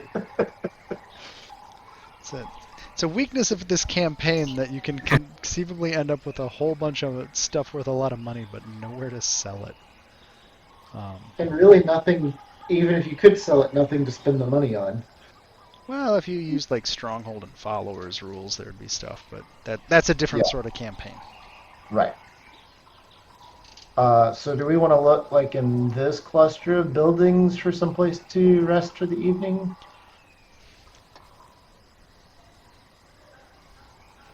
I think I'm okay with that. I think that's a good idea. Cool. Because I definitely rest. Yeah, how about each of you give me a D100 roll, just so I can kind of do it all at once and see if we find a suitable location. Where's my mouse? There's my Like mouse. I've got just enough. I think I could do one more combat encounter for the day if I absolutely had to. But I would be pretty much spent on resources at the end of that fight. Yeah.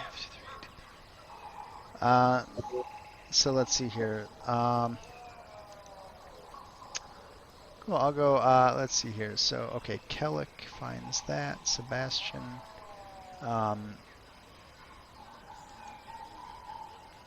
That's a null result, so we're gonna throw that one out.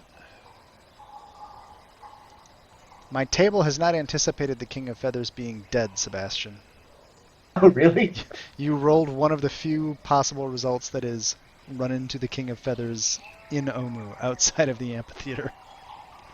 That was a 4 out of 100 chance. So congratulations. Let's see. 53, that's that. 30. Congratulations, you don't die because you already almost did. Huh? I say, congratulations, you don't die because you already almost did. Yeah. So Owen or Teddy, you find just an empty building. I'm just assuming that the three of you are just scouting those buildings up there to find a good place to stay. That's Right. how I'm narratively playing it. Kellic, you find another building where the floor has kind of collapsed into, aside from the collapse section, a surprisingly open and dry basement beneath. Also, well, do you choose to look inside the basement? Yep. Um, Hold on before I do that. Yep.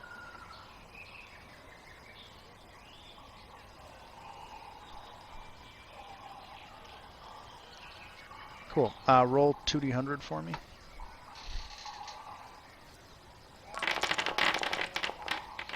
Cool. Good thing that So first thing, there's nothing hostile in that basement, but as you kind of scout around, you find basically some nice gold and silver flatware cutlery, plates and stuff in a shelf that's worth about 191 gold. So you find that, and a place to stay for the night if you want. Well, I will point this basement out to everybody and suggest we stay there.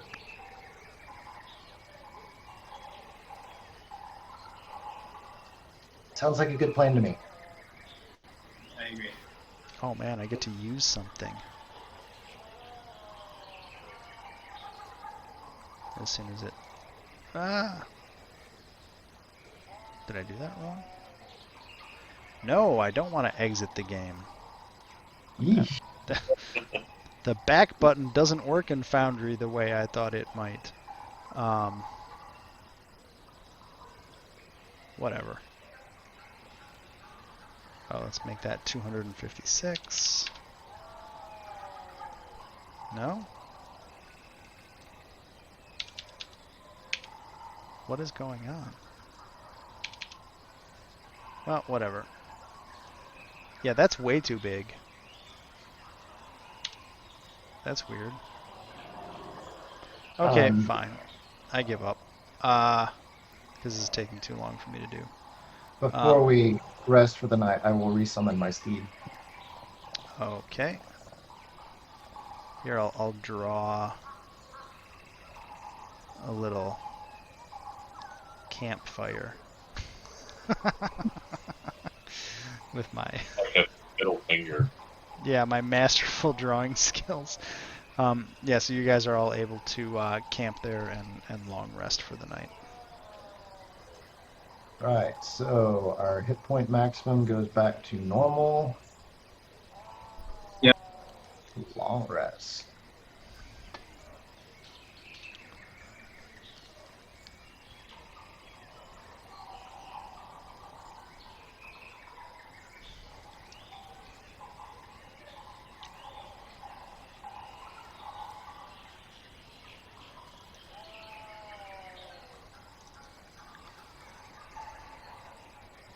Oh, there's no long rest button for Iku. Oh, you are correct. Don't need to rest. So I guess if you look at her sheet, it tells you how many. I guess Sebastian, this is just for you. Most of her casting is innate, Right, and so And they she- have uses listed. right. And then her first level and second level spells, which probably don't have a whole lot of use in combat, are also they're innate. So that they have no number of uses because she can just cast those at will. She's got those at will. That's neat. Although I guess I that's mean- kind of metagamey, but Right. Yeah, I don't see using that for anything other than narratively. and usually if it's out of combat, I would be controlling her. So there you go. Right. But yeah, most of her stuff that she can use in combat is 3 times per day. Well, and even some of that stuff isn't like especially useful in combat. It's all situational. Right. Okay, cool. So I think everybody has a long rest. You all wake up. Or do you do anything besides rest that night? I mean, I guess we can show our finds to what's his name? The Orvex. Orvex? Orvex, yeah, and see what he thinks of them. So he looks over the platter and the death mask and pardon me. Notes, this mask is a very interesting symbolism of how the Omuans dealt with mortality. If we can ever escape this hideous jungle, I would most like to write a paper on it after I can consult some of my other notes. And that's about the extent. He just has purely academic interest in that death mask. I'm happy for him.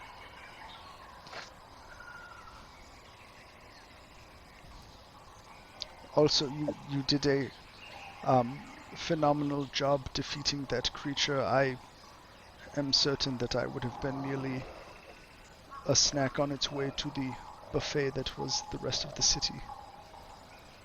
And that's about what Orvex has right now. You're not wrong. I mean, hey, he crit with his hand crossbow that one time, I think. That was impressive. Yeah, so you all... Okay, so he examines it. Does anybody want to do anything else or finish your rest? finish my rest. Pinterest. Oh my god. Yeah. Day just hit me. That was intense. Cool. Okay, so the next morning breaks. This day, unlike the last one, which was a little milder, this one is oppressively hot. Probably 90, 95 degrees. But hey, you don't have to worry about a giant T-Rex stalking you anymore. Or at least not a giant magical T-Rex. Right. Giant, feathery, teleporting T-Rex. Yeah. Yeah. So, If he was gonna continue like teleporting all over the place, I was gonna have to cast Moonbeam. so just so you know, in retrospect, King of Feathers has Misty Step as an innate ability that he can use at will. That awful. So not only is it a T-Rex that has more hit points than normal and can vomit bugs, it can also teleport. Yeah, that's super kind of awesome and scary, but we beat it, so cool. Kudos to us. There's one scenario that I was gonna pull out, but it never happened, so I didn't get to do it. Which was. I was kind of hoping you were gonna fly like 60 or 70 feet above the arena, at which point he would have leapt in the air and Misty stepped and tried to bite you. But that never happened, so he didn't do it. Oh, I thought you were about to say the gargoyles were going to swoop down from above. No. Would he have taken fall damage? Oh yeah, he would have taken some fall damage, but he had It would have been No. worth it. It would have been totally awesome. Yeah, like I was just like, is Kellic gonna fly up in the air? Because if he's close enough, and I can do a standing jump with a huge creature that has insane strength, and then Misty Step as a bonus action at the end of it, that would have just been perfect. But it didn't happen. So, congratulations. I won't lie. I was considering using rope trick and like firing from a platform above the arena, but part of rope trick is you can't have attacks go through the barrier. Yeah. Ah. Yeah. Okay, so. Oh my god, yep, the day is hitting me. I apologize for continually yawning. I'm at the same place right now. Yeah. So I had like 5 hours of conference calls in a row and then 3 hours of ad hoc conference calls, so. I love people. Anyway, it's morning. You guys are coming out of the basement into this sweltering, disgusting heat, with that lingering stench of being in there for a bit. You want to search that building? Yes. Sure. Okay, so as you approach it, as you get closer, it doesn't really look like it's like any of the other shrines. Do you want to poke further? Yes. Roll a d100. Ooh, we went in another direction. So as you look, you notice kind of tucked in one of the corners of that building, Kellic. There's nothing hostile inside, so as you go inside and look around, you find a pretty intact kind of small but intricate carving. It's kind of an art object. It has a motif of a couple of the different trickster gods on it. And you're willing to bet you could probably sell this for about 50 gold or so to somebody with an interest in kind of interesting art items. Well, I'll pick it up, and then when I walk outside, I'll show it to Orvex. And Orvex, he's interested in it. He notes that it again, it's another one of these recurring motifs of these 9 different trickster gods. He notes, I think one of these is Papazotl the bird god, and there also appears to be a giant snail known as Unk. I don't think we've encountered their shrines yet, but I think those are the two gods depicted on this particular memento. I ask him if we can learn anything from it. I could relate the stories of these gods to you, but I don't think there's anything here that's of particular value besides communicating that story. Okay. For what it's worth, and I don't know if I actually said this, but I posted the full Legend of the Nine Gods in the Tomb Plot channel. Right. I knew I'd seen it somewhere. Yeah, so I posted the whole thing, primarily because I'm not necessarily interested in reading like 6 paragraphs in a row to you guys, because I don't know if anybody will make it all the way through. I certainly can, but yeah. So the Legends of All the Gods, as narrated by Werner Herzog, is in the Tomb Plot channel if you want to refer back to it. But yeah, so you find that, Orvex notes that it's interesting, but not of any particular note besides the potential monetary value of selling it to somebody interested in it. Okay.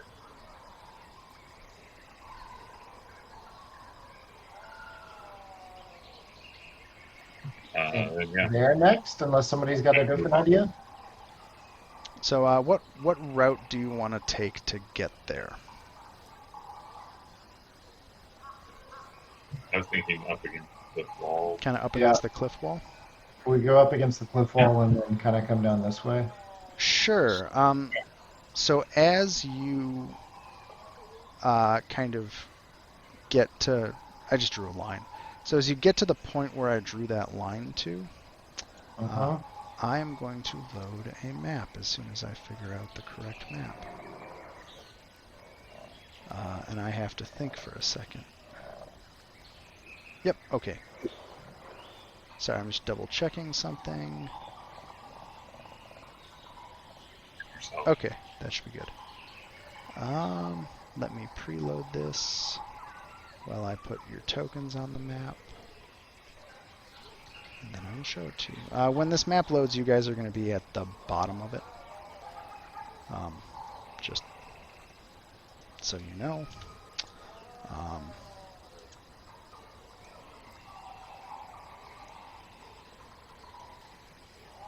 Cool. And I will now hit activate, and we shall see if this loads nicely. So you come, or I guess let me know once the map is fully loaded and all. Narrated. I'm loaded in. Cool. And I want to get rid of that. Nope, that's not what I wanted to do. You added more walls. Yeah, I know. It defaults to going to the add wall option, which is kind of frustrating. Yeah.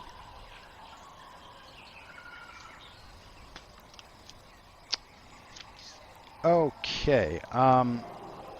So you guys, as you are following the cliffs, you notice a couple of things as you come to this little inlet right off the corner of that building. The first thing is there is a 15-foot tall obelisk of cracked stone. That's that hut-looking thing. I guess to me it's obvious that it's an obelisk, but if it's not to you, that's a stone obelisk. It's covered in vines and black moss. Go ahead. I was just going to ask if it was a tent. Well, I just realized as I looked at it, I was like, that kind of looks kind of like a tent. But that's a 15-foot tall stone obelisk. It's covered in vines and black moss. Directly behind it to the north, you see a dark passageway obscured by withered creepers. To the east, there's a smaller tunnel running off into the cliff face. Let's see here. And you guys would have also noticed, because of the direction you came from, over here where I'm pinging, I'm going to. There's appears to be an entrance, pretty obscured by vines, but there's obviously an entranceway there behind it. Kellic, you certainly notice that with your perception. Teddy, you also notice it, and so do you, Sebastian. So all of you notice that kind of over behind these bushes, there's actually an opening in the cliff face here.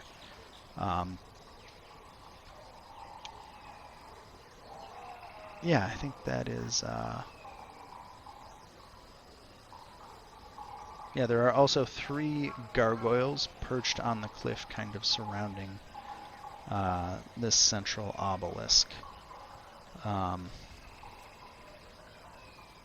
Yep.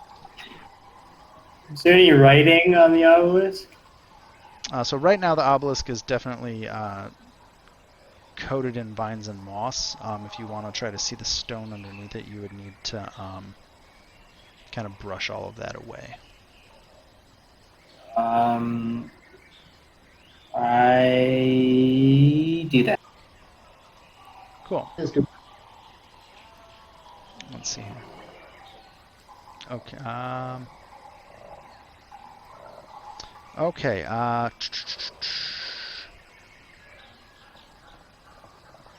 So as you sweep everything away, you can see in the base of the obelisk, in common, there is a moderately long inscription, and it says, "Fear the night when the Forsaken One seizes death's mantle, when the seas dry up, and the dead rise, and I, Asarak the Eternal, reap the world of the living. Those who dare to enter take heed." And then kind of written line by line is the following, and I'll post this in chat and in Discord later. It says, "The enemies oppose. One stands between them. In darkness it hides. Don the mask or be seen. Speak no truth to the doomed child. And turn the keys turn on the inside only." And I will post that all in chat because that's a lot to try and remember at once. Yeah. As soon as I I gotta take my dog out. Like, I'll be back in like 1 minute. But keep, talking.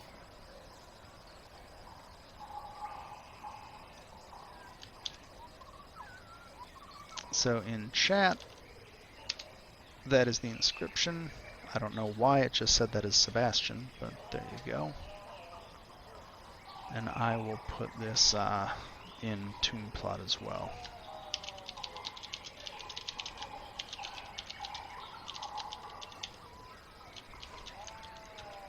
There we go.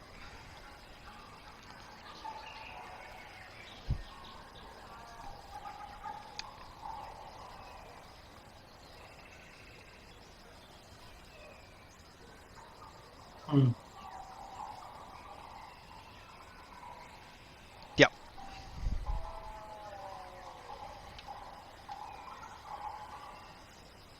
So yeah, you've got that obelisk, and then you're aware of 3 different passageways leading from here.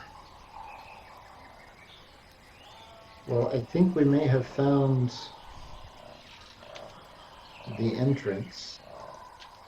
And for ease of showing where that other passageway is, let's just get rid of all these doorways. That's kind of weird, but there's a passageway over there where Kellic's cursor is. Do we want to take a look at the passageways from least obvious to most obvious? Or most obvious to least obvious? Oh, hey. I would say least obvious. There we go.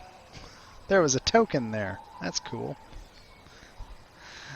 Oh, I love it when I've looked at a map like 4 times and then I find out that there's a token that blends in so well. Anyway.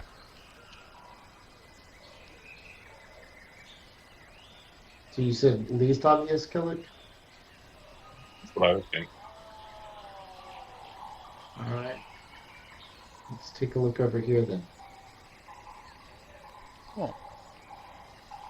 So as you pull aside the undergrowth, you uncover an archway in the cliff face that you've started walking into.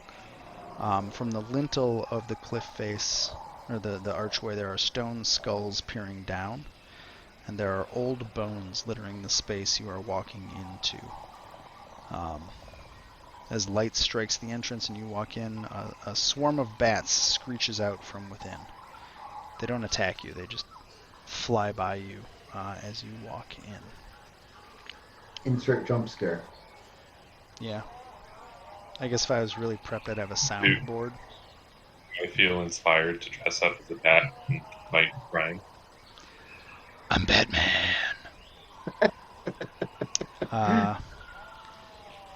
And as you, where you're standing, Sebastian, there's a door where there's basically a slab of worked stone in front of you. Mm-hmm. Sorry, I'm just double checking some things. Yeah, so there's a slab of worked stone blocking the entire tunnel here. There are grinning skulls carved into the edges of the slab, and in the center there are 9 cube-shaped cavities arranged in a grid of 3 by 3. I wonder what those could We be found for. the entrance to the whole thing.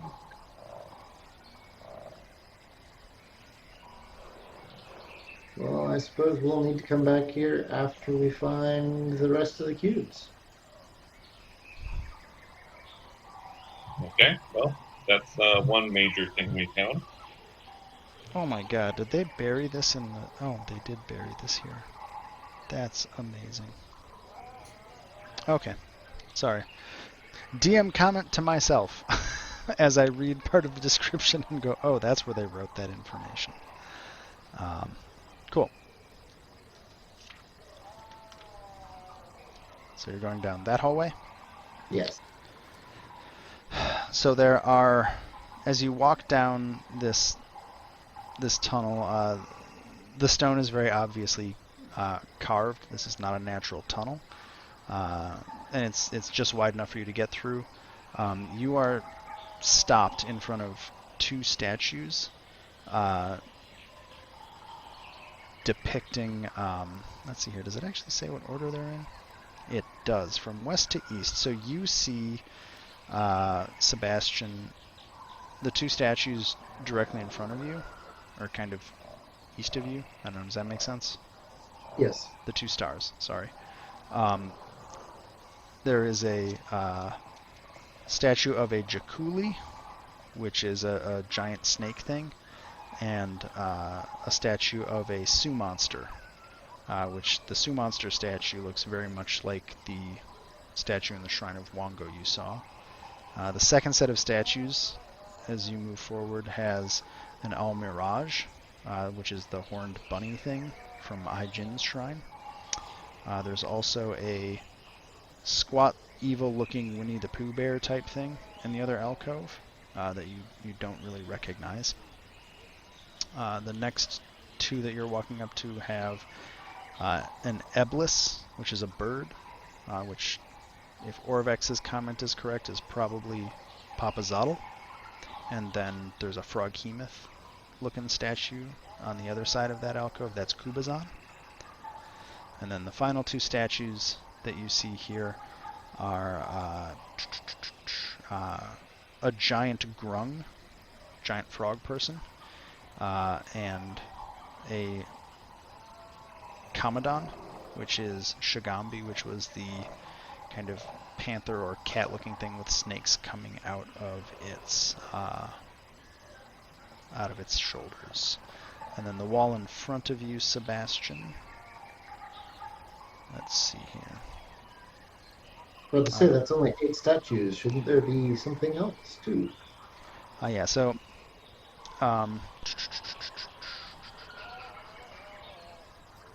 and let's see. You have some puzzle cubes. So each of these statues has a small little oil basin in front of it, The statues in front of Wongo the Sioux Monster, Aijin the Almirage, Kubazan the Froghemoth, and Shagambi the Kamadan, each of those, as you walk past them, light up. And like somebody had lit in those oil lamps in front of them. So 4 of these 8 shrines, or 4 of these 8 statues have little oil basins that light up as you pass them with the cubes you have already collected. The wall in front of you appears to be smooth and just a dead end.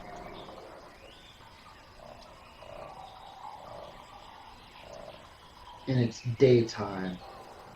Well, you are in a tunnel. Yeah, it is daytime, and you are in a tunnel. So at this point, the only light that really penetrates this far in is the light from the oil lamps.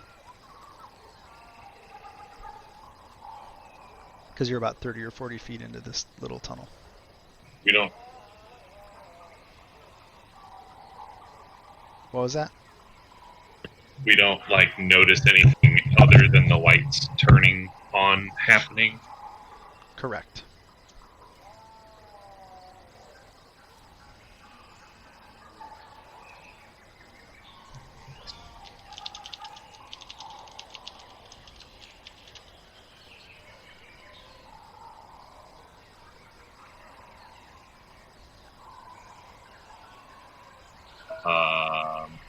So are which ones are the ones that have the like lanterns? Yeah. That are actually lit. Sorry. Let me mark them. I just have to read the book because of course it's not marked. Okay. So moving from west to east, the opposing statues depict Jakuli and a Sioux monster. So I'm gonna write letters in here. So this W is Wongo. So that one lights up. Aijin up here lights up. That's I'm going to call it a jackalope. The next one has Kubazan. Oh, you guys skipped the Froghemoth. Sorry. Yeah, you guys didn't fight the Froghemoth. You managed to mostly avoid it, I think. Or no, you fought it when you came back out, didn't you? Yeah. We didn't fight it. Teresa sacrificed a zombie to it, no? Yeah, sorry. The other group, they actually fought it. So that's cool. Okay, so the ones that I have written letters on, which I realize now that's really hard to see, but those 4 that have letters on them, those are the ones that have litten up. Litten up? Good English is me. It just sounds like we have to get the rest of English very much well. I do much good speaking times. Oh, shit! Kellic, there's a secret door at the end of this hallway. Hell yeah. You don't see any means to open it, but there's definitely that smooth wall. You can just make out that it has 2 seams in the wall, and something probably opens that door. key from the inside.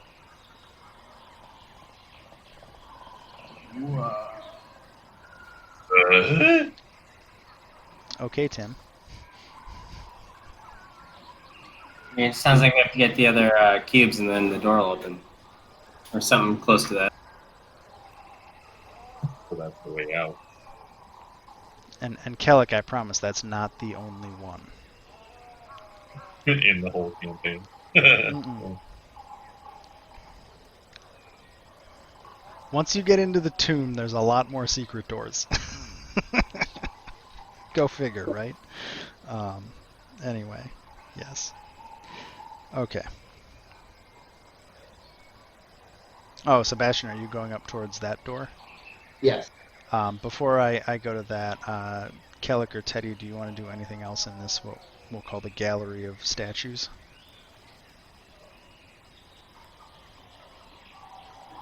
Other than lighting up, do they have any, like, they're just statues, there's nothing else to them? Like no phrases or anything next to them? Or... There's no, you don't see any carvings, or any, yeah, it appears that there's just these 8 statues and 8 basins of oil next to them. Sebastian, as you walked out, the oil in the braziers, or the lamps, or the little dishes. I should probably solidify what they are. The basins. The little oil basins, as you walk out of the cave, kind of die down and wink out.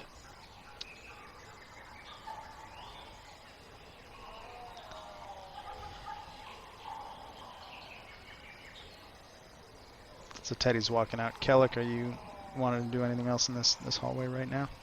I would wait to see all of the lamps go out, and then I'll just follow. Cool. Yeah, after about 30 seconds to a minute, they all kind of gutter out. Sebastian, you are standing in a short tunnel that ends at a slab of worked stone. The edges of this stone are also marked by carvings of grinning skulls. There are 4 lines engraved at the center of the slab, crossing one another to form a star, and both ends of each line marks the location of a cube-shaped cavity cut into the door, 8 cavities in all. So this is basically like, let's do geometry puzzles. So like, I'm trying to figure out where on the map you'd be able to see this so I can draw it, but it would be something like, oh hey, you know what? Is there a handout for this? Bet you there's a handout for this.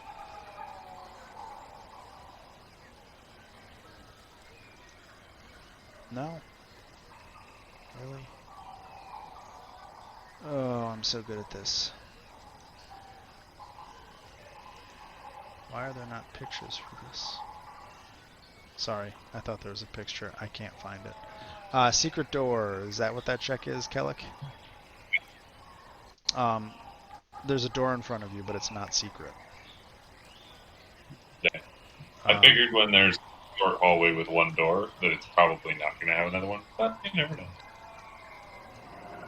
1, 2, 3, I've been 4. slacking on my door checking, so. So it's kind of like that, except it's a star, and each of the X's would be a cube spot. So the door in that overgrown tunnel has 9 cube holes. This one has 8. Interesting.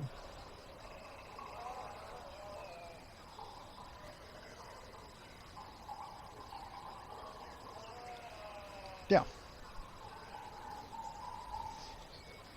So yeah, this door and the other door are pretty much identical, save for how many cubes you can put in it.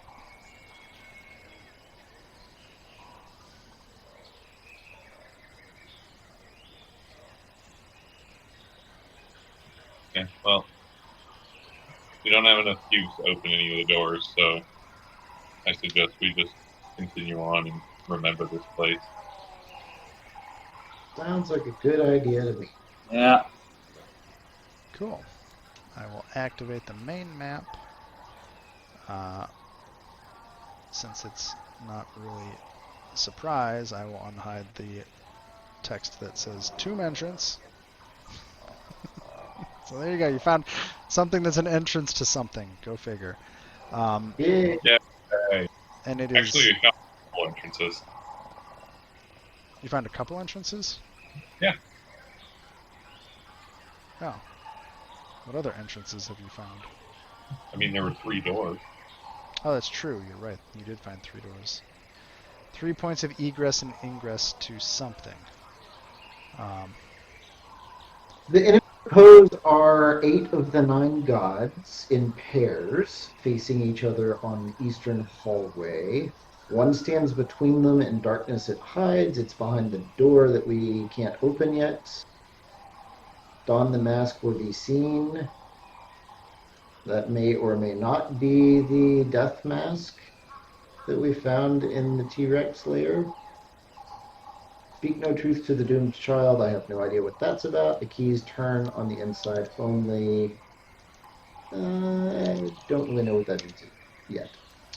And I'm also going to paste the description of those alcoves in the plot channel, just so that it's recorded somewhere.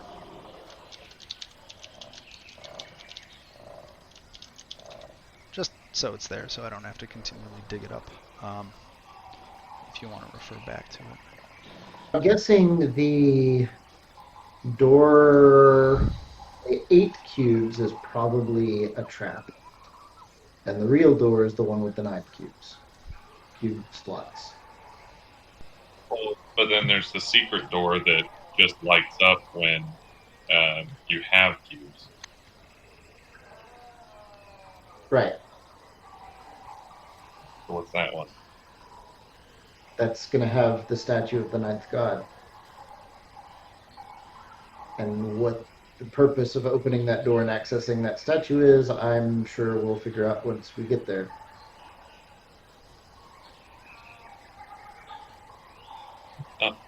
Yep. I like that idea. Not all mysteries are meant to be You solved are- right away. Sorry, it's fun to hear people talk about this without actually having like the DM's guide in front of them. I'm just enjoying the discussion. So I brought us back to the map. We're at spot 14. I think it is midnight on my end. So I think that is probably as good a place to call it as any. Yeah, we've got 4 cubes. You found an entrance that appears to open by using said cubes, and that's where we'll pick up next week. Thanks, guys. Thank you. Right.